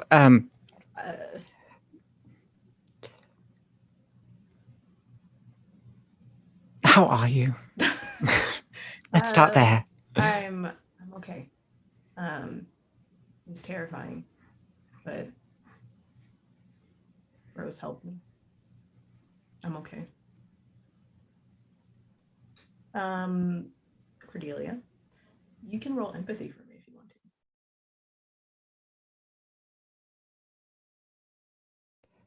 That's a 7.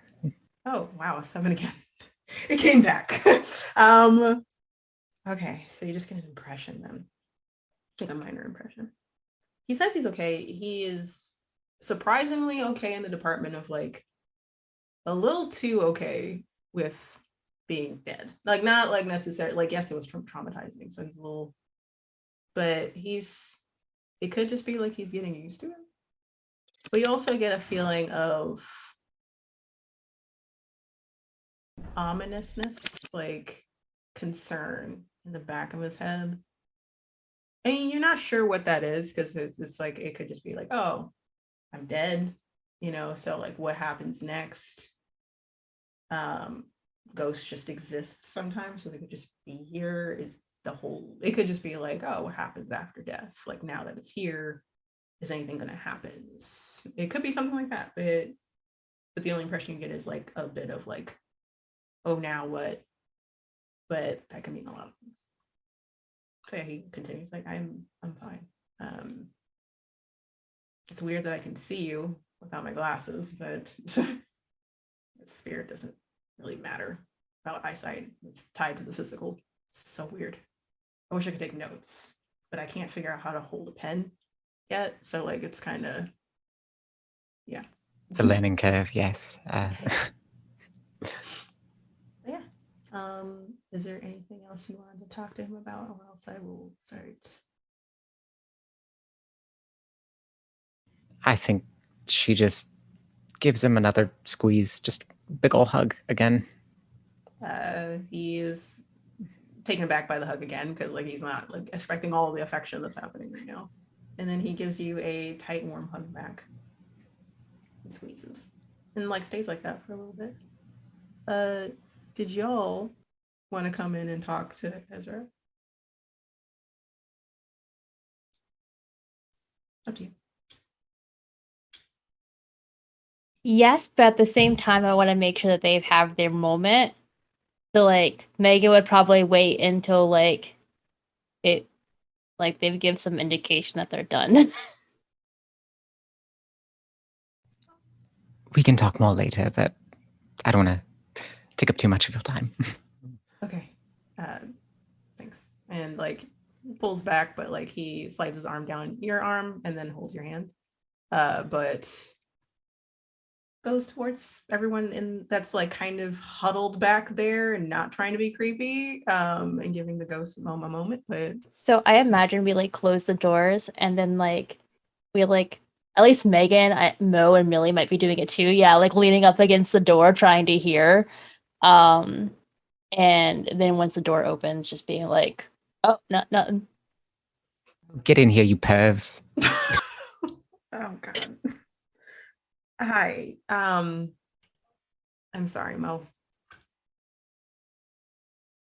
Yeah, me too.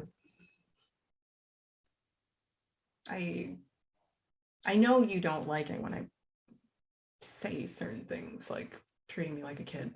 And I knew you were gonna back off if I said something, but Yeah, well, look where it got you. thanks, Mom. I'm just trying to look out for you, kid. I know. I did this to me. That's the best way to put it. Well, technically, a Faye did this to me. I want to be angry. I do.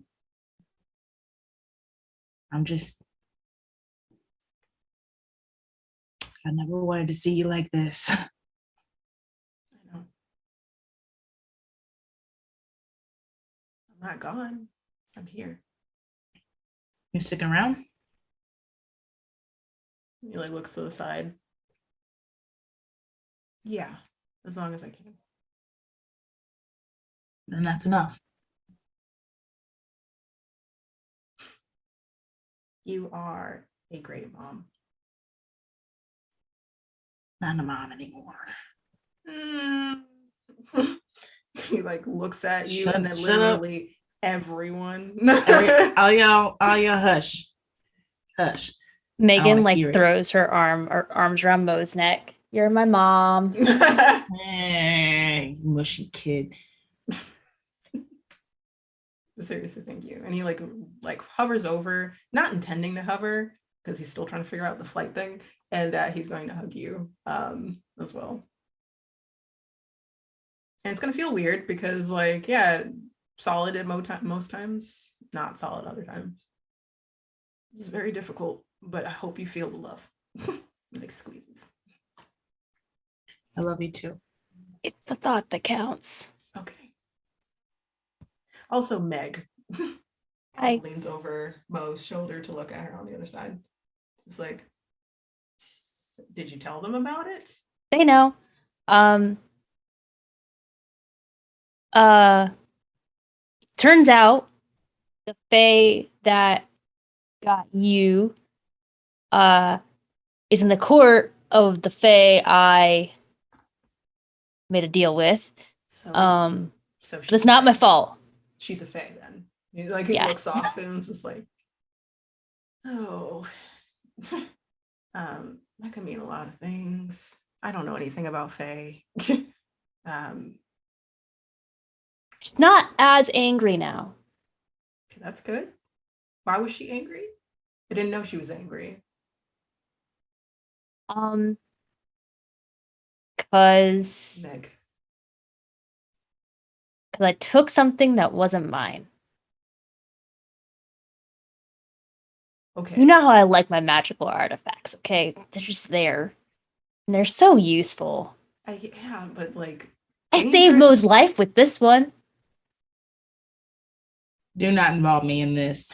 I like stabbed into the ground and then it trapped the Doulahan for a second so we can get away. Doulahan. After it called Mo's name 2 times in a row.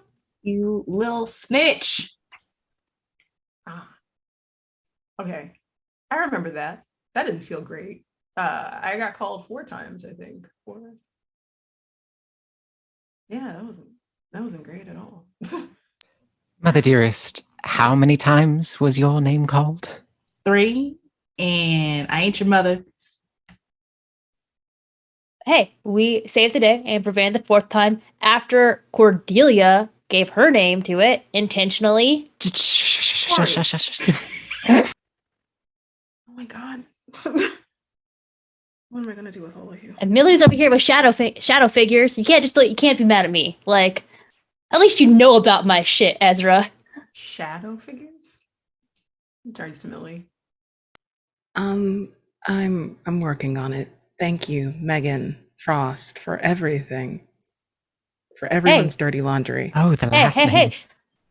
You're the one that told me to be honest, Millie.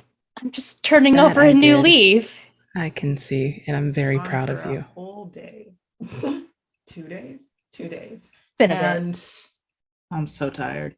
yeah, I'm sorry. Yeah.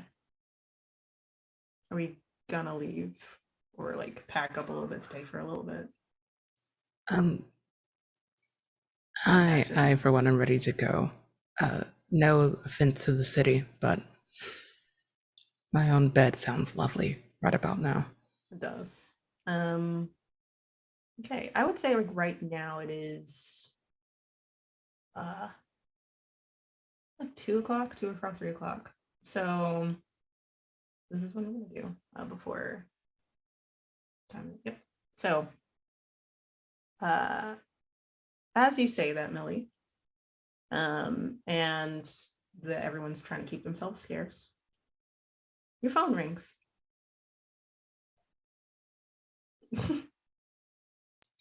Their phone rings? Yes, yours rings, Millie. Yes, yours. Mo automatically goes to tap. Like it's like what? No, okay. Hello? Mildred Cole? Millie, it's Theo. That was so pleasant. Hi. I know we don't talk often, but Do you need to talk to Mo? I called you for a reason. No, I do not need to talk to Mo. Okay. Can you find a place to be alone? Sure. And they don't even say anything to like the group. They just start walking like to the restrooms. Okay. You walk to the restrooms. Are you alone? I mean, physically, yes, I am alone. All right. I have a favor to ask of you. Okay. And with that, we're gonna go to break, everyone.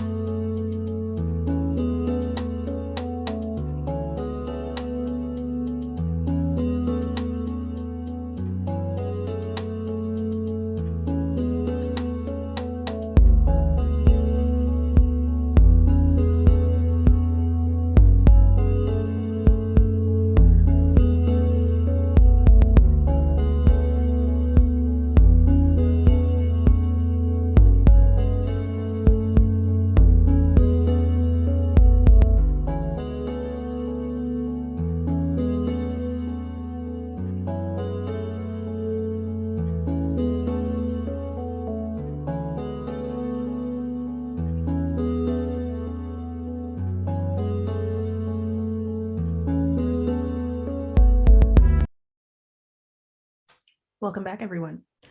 So we are having it like a few hours have passed. Everyone is like taking a moment, gathering their things from the cabin. Millie had slinked off and came back and came up with some generic, random, awkward excuse as to why they went to the bathroom. Seems okay. Seems legit. It's fine. Y'all pick up everything that you need to get ready to say your goodbyes. Ezra is with you. And Detective Lucas, Keisha, meet you at the cabin. Oh.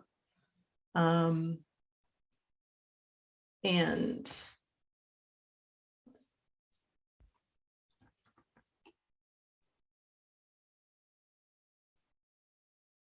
okay. So you like are at the front of the cabin. Cabin's no longer protected because there's no need to protect it anymore. Detective Lucas, Keisha, and Madison are there to see you off. Y'all can talk to them as y'all are packing up and getting ready to leave. I would say Detective Lucas came up and was like, well, y'all came in like a wrecking ball and you're leaving like one. But thank you for solving this, I guess. I just didn't think that it was going to be a supernatural reason as to why that happened. You held your own quite well, actually. Very impressive. I didn't do anything. All I did was like kind of flail my arms a little bit because ghosts are real and apparently fairies are too. And I was your backup if something happened. I don't know if that counts, but I guess I'll take that compliment. So thanks. No. It counts. Thank you. I appreciate that.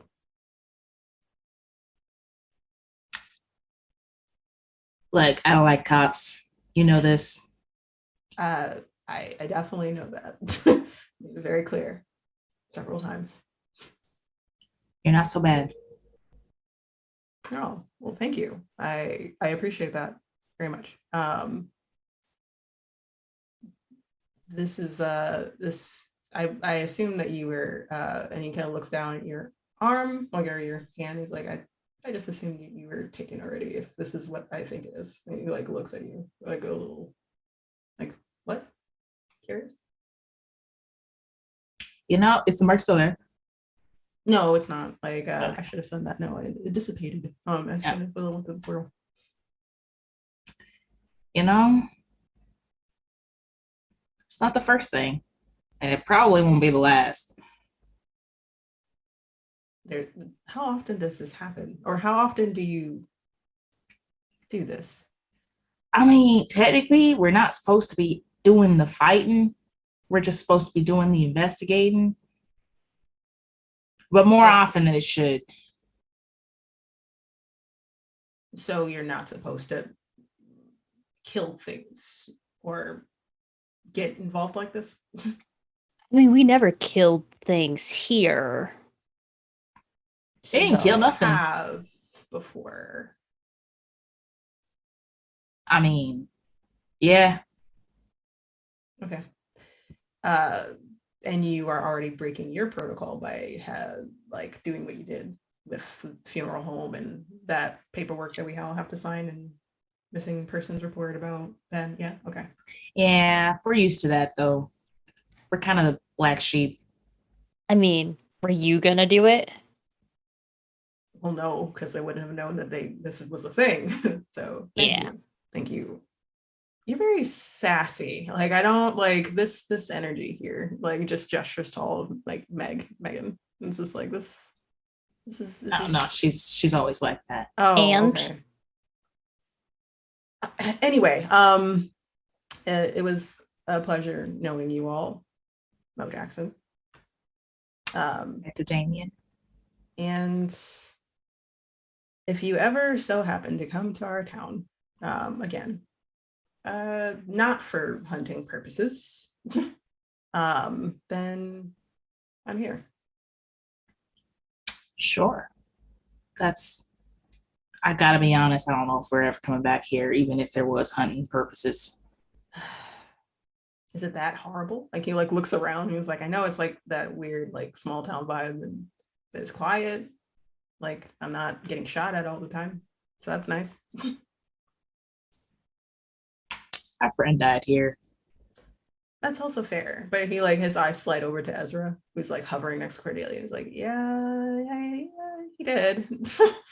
He- You do also have a pretty big Fae population here in general. Apparently. So I mean, If you were ever interested in hunting, though, you hook me up, or I'll hook you up. I'll think about it.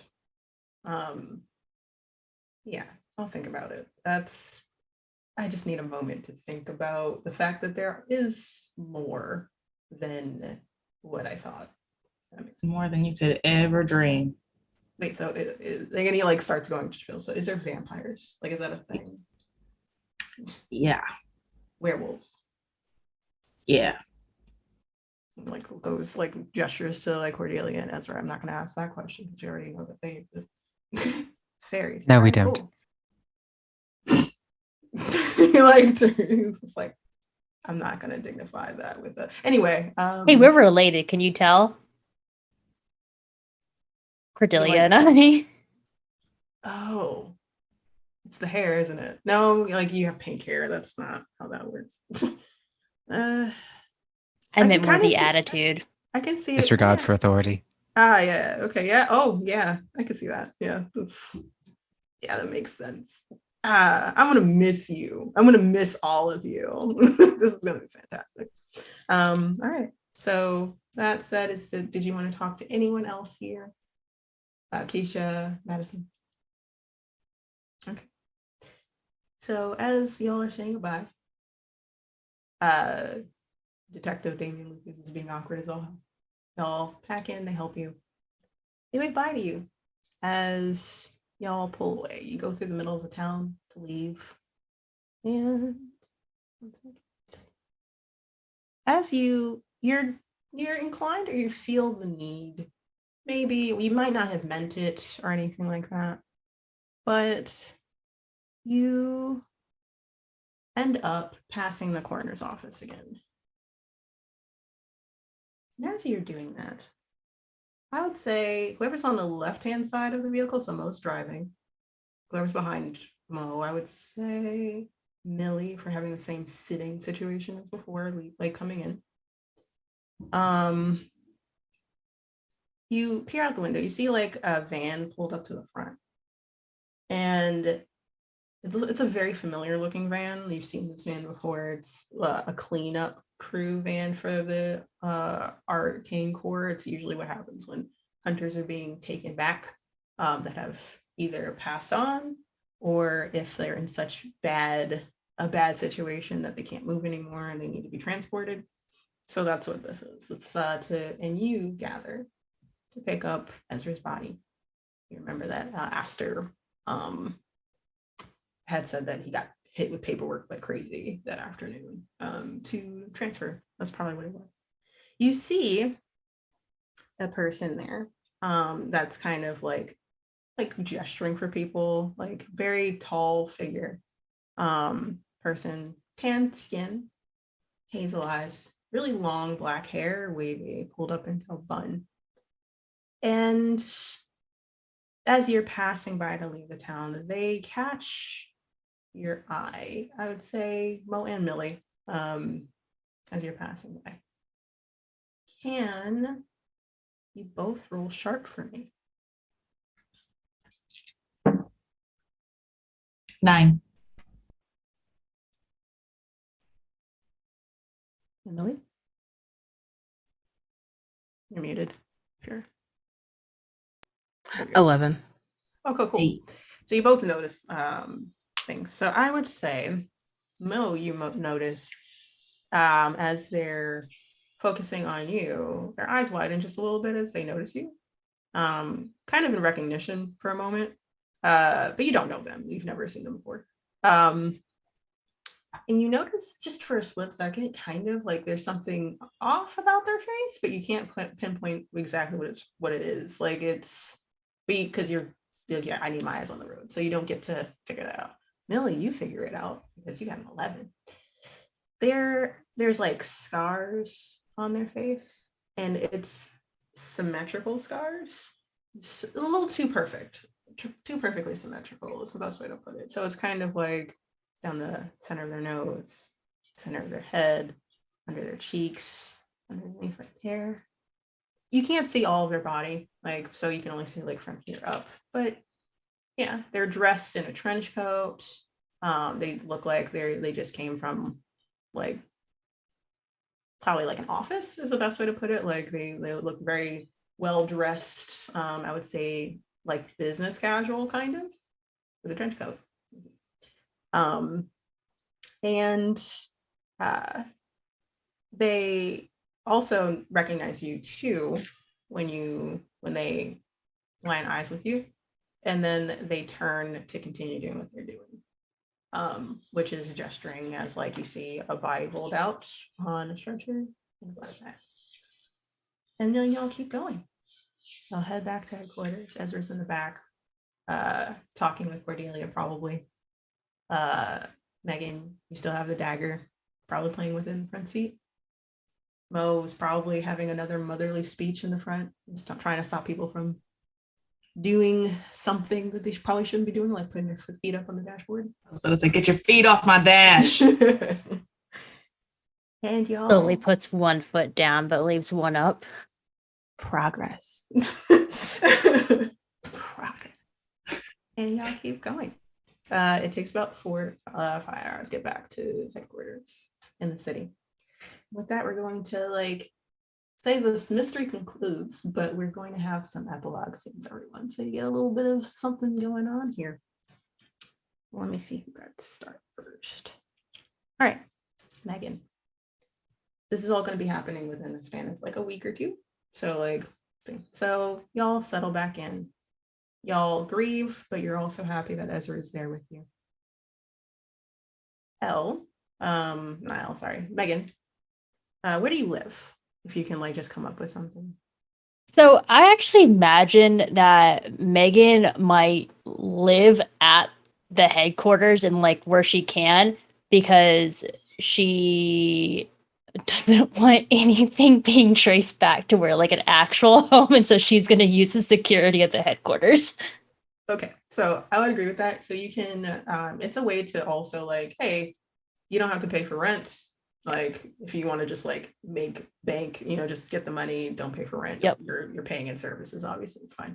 So you're here. I would say that you're like just kind of vibing, chilling, probably listening to headphones, like listening to music. This is like, let's say 3 days afterwards. And you're in your room, you're by yourself. And you hear a knock at the door. Am I expecting anyone? No, you're not. What do you want? Is that how you talk to me, Meg? And she like quickly like gets up. She like kind of cleans a little bit, hides, like she was listening to music, but she was like writing something in her notebook, like presumably heist plans, like close it, like tosses it under the bed. And then opens the door. Hi, Elle. Yeah. So you see Elle there, standing, no mirror there. She's fully present in the headquarters, which how the hell? But you don't ask questions. She just goes past you into your room. Is it like organized chaos or is it actually just chaos there? It's surprisingly barren. Ah, okay, I like that. Okay, so looks around, she like looks around. She's dressed very nicely, like she's going to a party or something like that. So her hair is in a bun. She's wearing jewelry that glitters a little too much. And she just sort of looks around and looks at you. I came to get my dagger back. I've been keeping it here for just that case. And she goes to like a locker on the wall that has like a padlock on it, and she opens it and like pulls out the dagger Hands it over. I thank you, dear. And like she takes it, grabs the edge of it, like the handle. And the moment that she grabs it, you feel like a pulse of energy come from it that just kind of fills the room. Kind of like it feels like it went back to where it's supposed to be. It feels right. It doesn't feel wrong. It feels like, oh, okay. Yeah, that makes sense. It's hers, right? And she flips her hand and that dagger disappears. Very much like a magician makes random things disappear in thin air, like it was like a trick. Thank you very much. All of your debts have been paid on that one. So your gifts are yours now. You have fulfilled your favor. And you also have returned my dagger, granted very late on that one. It was useful in the mystery. I bet I mean, it was. Wasn't expecting to be working with more of your kind. And nothing works better against a fae than a fae dagger. She like looks down at you, like raises an eyebrow. You think I'm fae? They're in your court. They're fae. I mean, you at least rule over fae. Yes, I do. I'm not just fae, but you're closer at the very least. I probably won't ever figure it out. I'll be No, honest. probably not. You could just do research. It's not that hard.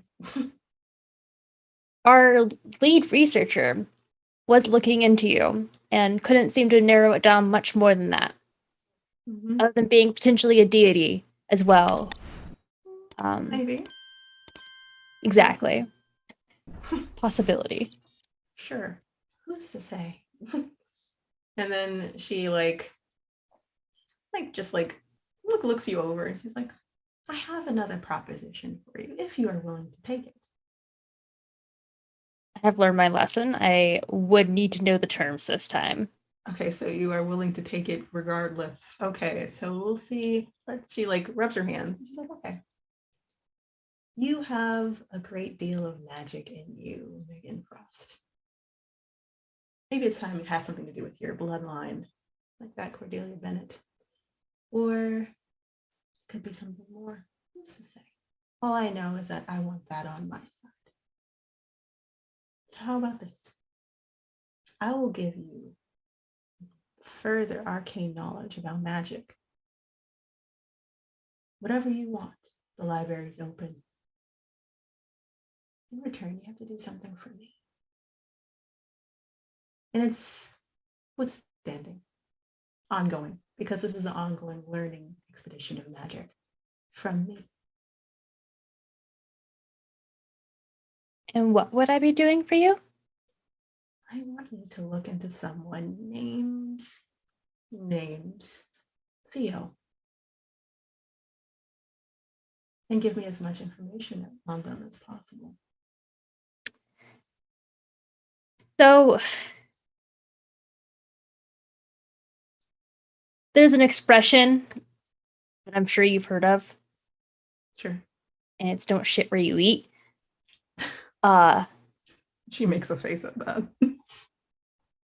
Theo, well, yes, I'm very, very curious. At the same time, this is kind of where I live, where my job is. And if you're interested in him, that means there's more to him than meets the eye or the ear in this case, since we've never seen him. That is correct. There's a lot more to them than you know. So I would need some guarantee that it doesn't get back to me. You would need some guarantee that you would not be found out if you were looking into this. Is that correct? That is correct. And then even then, that benefits you because that means I can look into it longer if I'm not found. Okay. I will do my best, but go in a little bit blind with that. All right, then. You have my word that I will find a way whenever you're doing research that you are protected from being found out.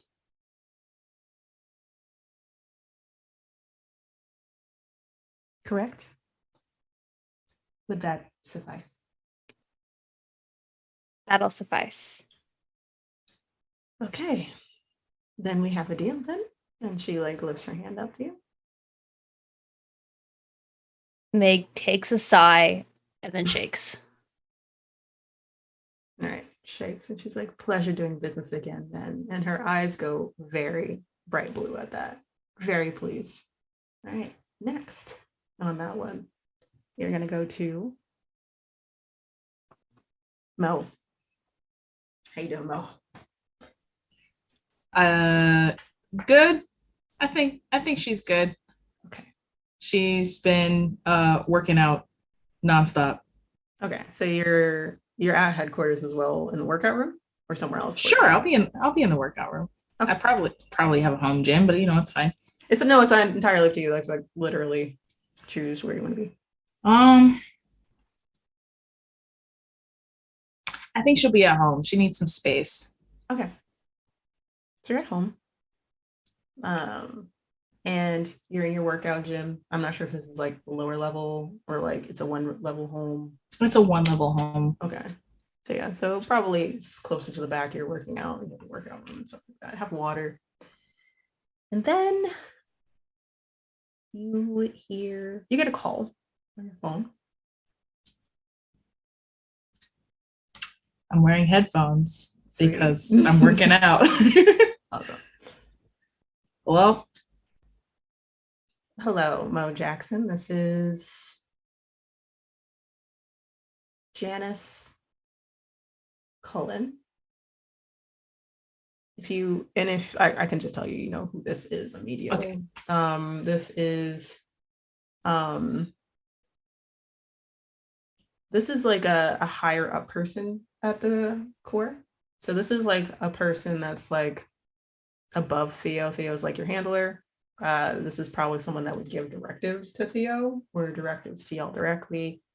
Normally, you don't want to get a call from this person because that means you're in trouble if they're directly calling you at your house.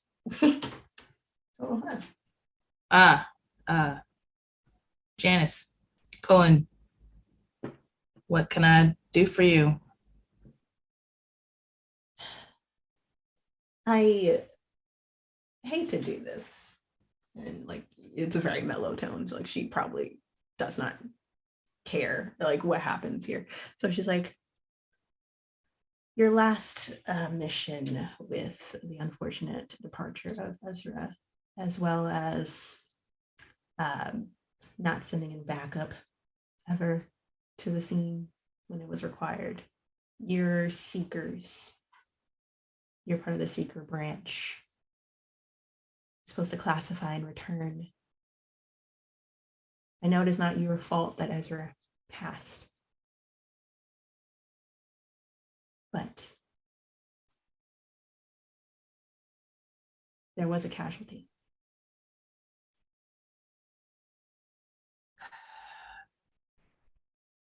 Yeah.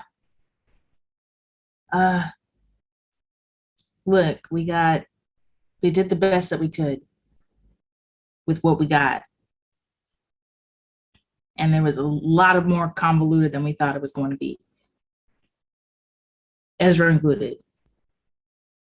Yeah, I understand. Y'all do great work. I know you do. We've all seen it. But you are toting the line often. For a while. For a month, let's say. Because also, Theo is in trouble. He should have sent a backup regardless of what you said. So you're all in trouble. So you're going to be under surveillance for a little bit. You're going to be benched for a little bit.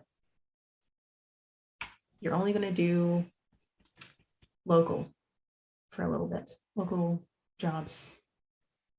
You're only going to do seeker work, not field work. 1 month. And in that time period, Theo is not going to be your handler. Who's going to be our handler? Don't worry about it. They'll contact you in the week. It's only temporary. It's just a month. Yes, ma'am. Good. Also, keep an eye on Megan and Mildred. They are still on the watch list. We are still concerned. And we also know that they went to that warehouse and looked for arcane knowledge of some sort in there. We're also very much aware that artifact is missing. We're still trying to catalog which one. Yeah. Good luck with that, I guess. Keep them in line. I don't want to hear about another artifact going missing. Yes, ma'am. Or else you might be split up. Do you understand? Yes, ma'am. Right. Keep an eye on her. And we're worried about Mildred. Well, Lily.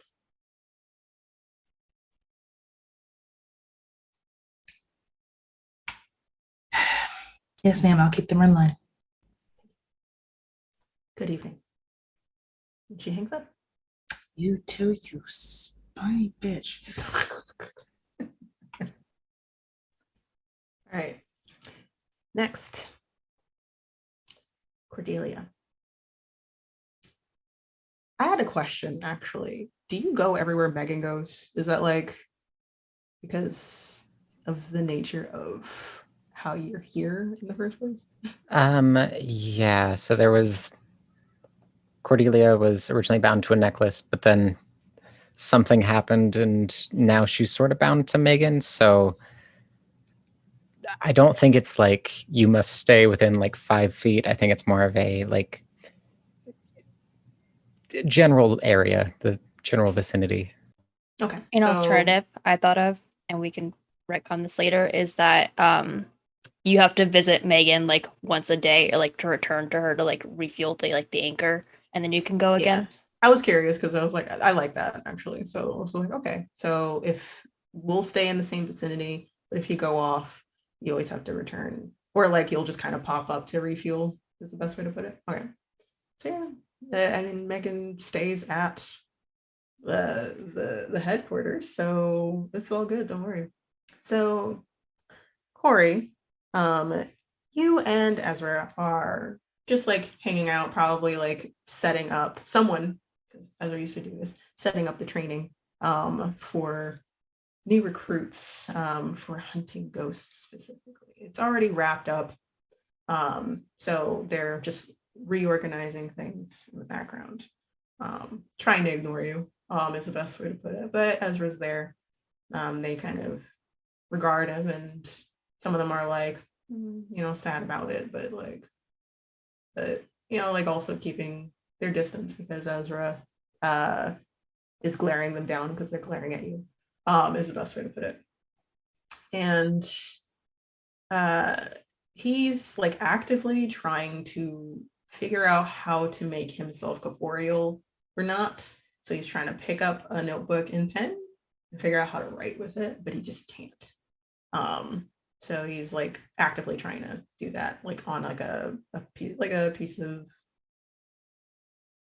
I don't know how to put it, but like training equipment, like a box or something like that, like one of those wooden boxes he's sitting on. He's just kind of grumbling to himself, trying to fix that. Roll. Actually, I'm just going to give this to you just because I don't want the chance of failing on this one. But I would say, like, for a while now, you've remembered that feeling that he had when he was talking to you in the coroner's office. And that feeling you've like been focusing on it more and ever so often doing empathy on him. And it's become more and more clear that he's actually not terribly terrified about passing. Like he was terrified about how, but that feeling in the back of his head where he was just like, there's something impending, is becoming more over time, more obvious. more looming. It's like he knows something's coming, is the best way to put it. But trying to hide it very well. But you can kind of tell the differences. He's been a little bit jumpier. He's just sitting on the desk, in a book, trying to write. Just take a deep breath. I know it's new, but it's like a muscle. You just have to practice. Like, I don't even know what the muscle is. Is it like a mental thing? And he just like makes his hands invisible for a second and then back to normal. It's like, I don't get it. I tend to see it more as an emotion than a mentality, I guess. I guess the two aren't entirely different, but Right. Okay. And he like actively tries again. His hand going invisible, but still able to pick the pen up and like brings it up to his eye level and makes his hand visible again. And he's like, okay, all right. I think I got it. It passes through his hand at the last second. He's like, shit, okay. No. Maybe not. Like, you know what? Maybe I'm just not meant to learn it right now. How are you, Corey? How's it going? I mean, I'm doing okay. Dead as ever. Same. He says, and tries to like looks nervous, but looks off to the side. Same.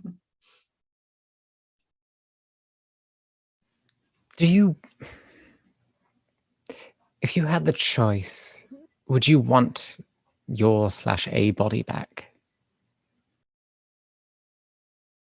He like stares off for a moment, thinks about it. You can tell he's actively trying to guard his face on this one. If I was the same, yeah. But I mean, it's kind of cool being a ghost. It's just, and especially not being alone. It looks at you, but I don't know if that's. I don't know if that's what's gonna happen for me.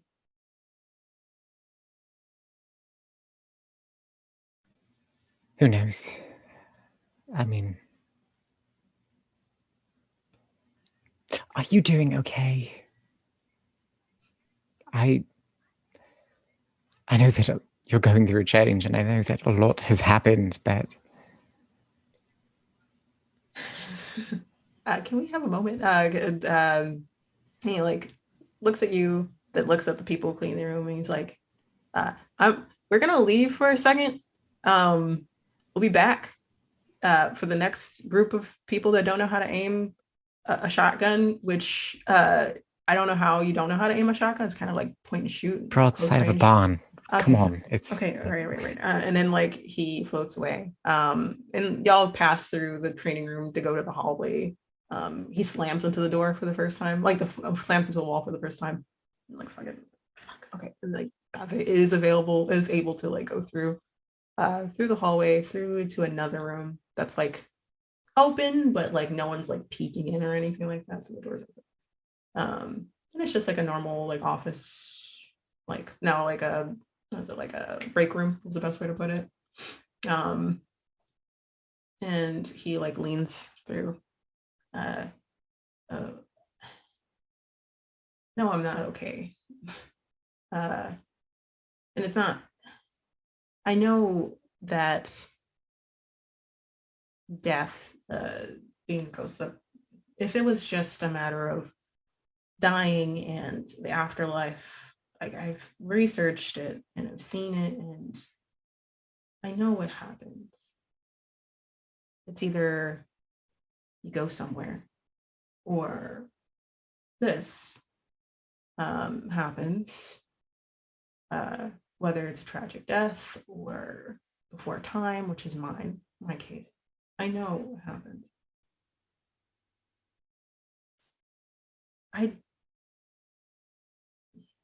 I did something and I did it years ago. before I knew anyone here, just Millie, right? And I knew it was going to happen one day, but I thought I'd be older.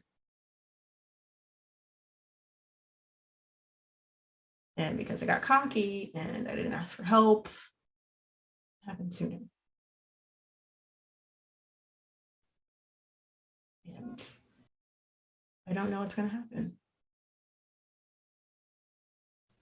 Regardless of what happens, for one, you have us. You are not alone. And we will get through this together. It doesn't matter what mistakes you made in the past, because we've all made them. I know. He thinks about Megan. He's like, I know. I know. She gets it from me. Rebellious family lines and all that other stuff. I know y'all are all. I know you are here.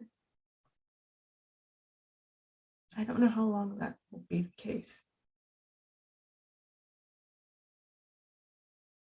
We can find a way to bind you if that's your worry. We can find a way to.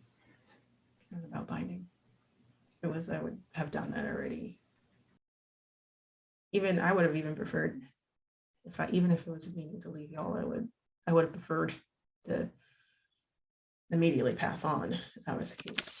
It's just the not knowing what's gonna happen next is what's bothering me. Can you promise me not to tell anyone? Yes. Immediately, yes. Thank you, Corey.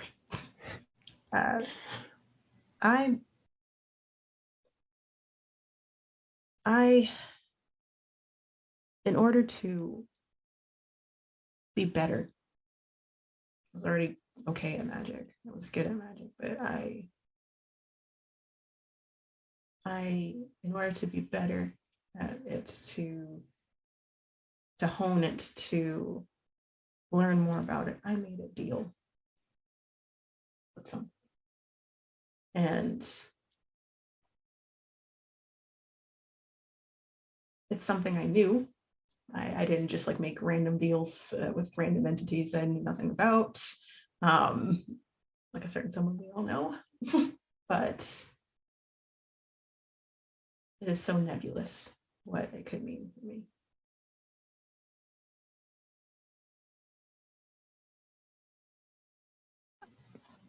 And I'm supposed to activate on my death, so I don't know what's going to happen.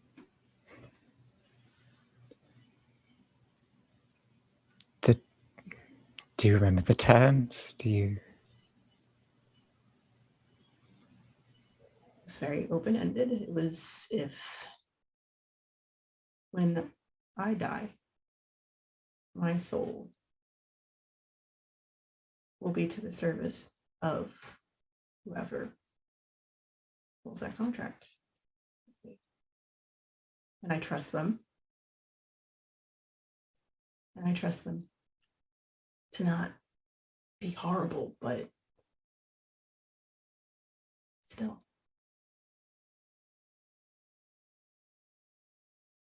Having your soul in servitude to someone else's can mean anything.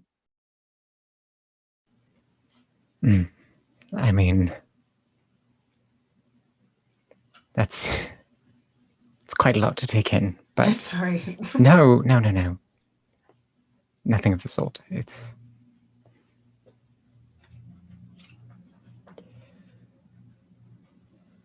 maybe there's a loophole. Maybe, sure you died, but maybe there's something there. Maybe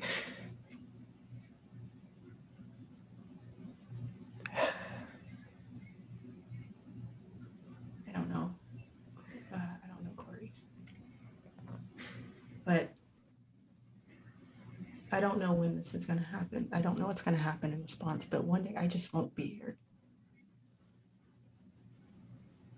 And I don't know when that is. I thought it was just going to happen right then and there, and it didn't. And then it's been a week and it hasn't. I'm just waiting here to find out. Did they forget? Like, I don't know. Don't tell anyone. Never. It's not my secret to tell. With that, he's gonna lean forward and kiss you on the cheek. Goes cheek and all. Seriously, thank you.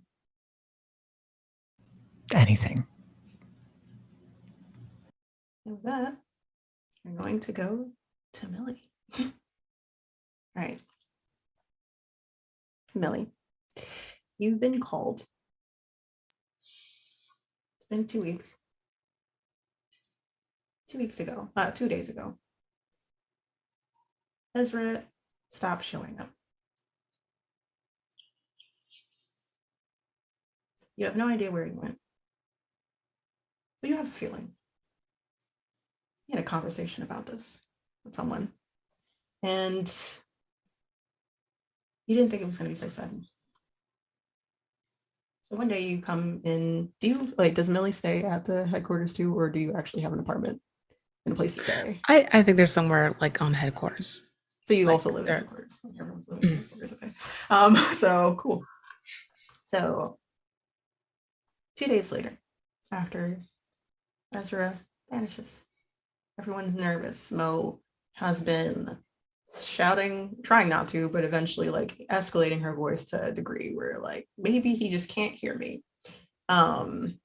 Megan is trying to go through their pile of looted things to see if anything can help with tracking spiritual energy, and there is none.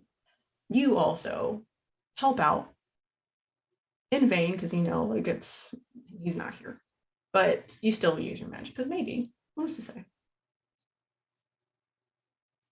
2 days pass. You get a call on your phone.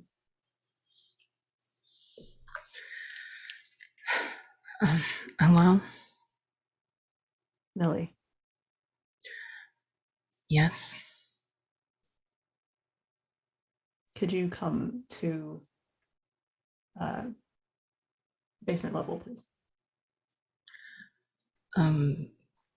Sure. Are you sure you don't need Mo, because I can I just need you. call.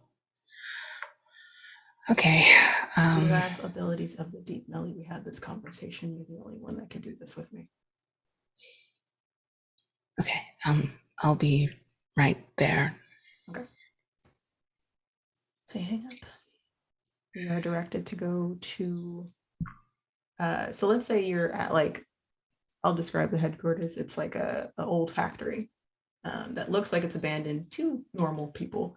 But it's not if you know how to get in. And you're at a very high level. So you're like at level like 10, 11. And there's like several submasons. So you go to the first level basement elevator. And then you've been instructed by Theo to enter a particular code to go to a different basement. Only certain people have this access, such as people like Theo, such as like higher ups as well. And it moves. And it stops after a minute. It's a little longer than it should be. Like I didn't think it could go this low, but like maybe it's not. Maybe it's magic. If you you tap into that enough. You open the doors. It's like a long hallway. Kind of dark, not like it looks ominous, but you don't feel danger here. It just looks like, hey, this might be for certain things. There's like 3 rooms down that hallway. Two are closed, one is open, and there's lights there. And you're directed to go there. You feel the urge to go there. When you get there, you see, hold on.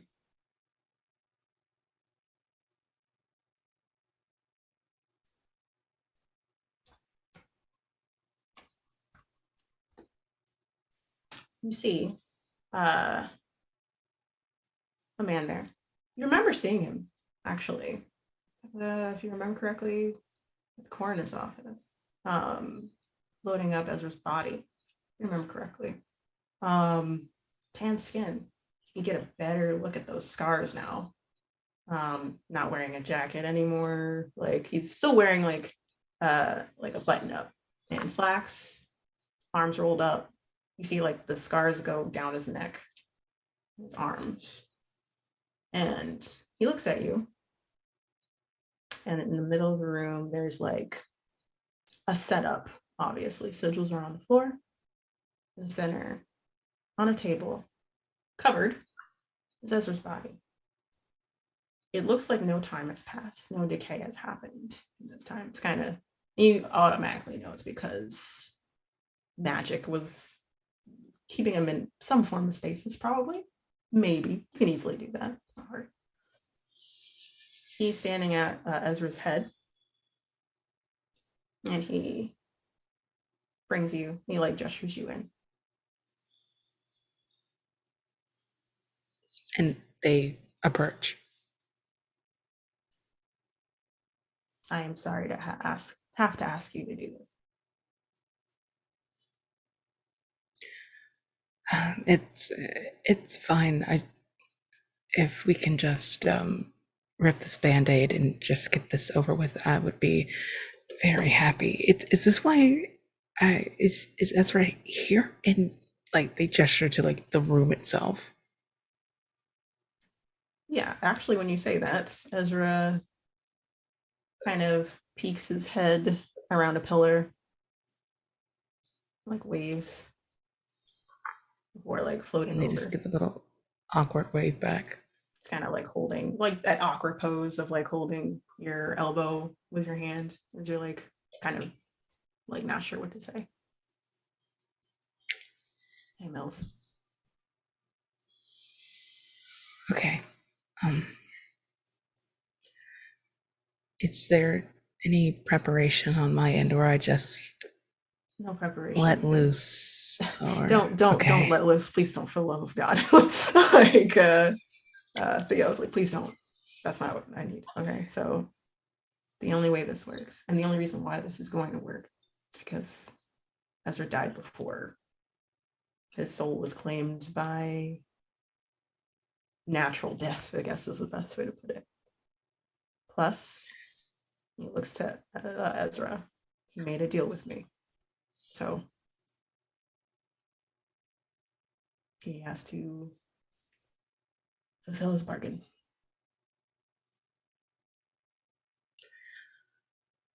They're gonna just give Theo a look, but then I'll look at Ezra.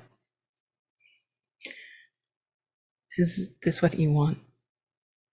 This isn't what I expected, but I signed up for this. I'm gonna ask again because that's not what I asked. I asked, is this what you want, Ezra? Yes.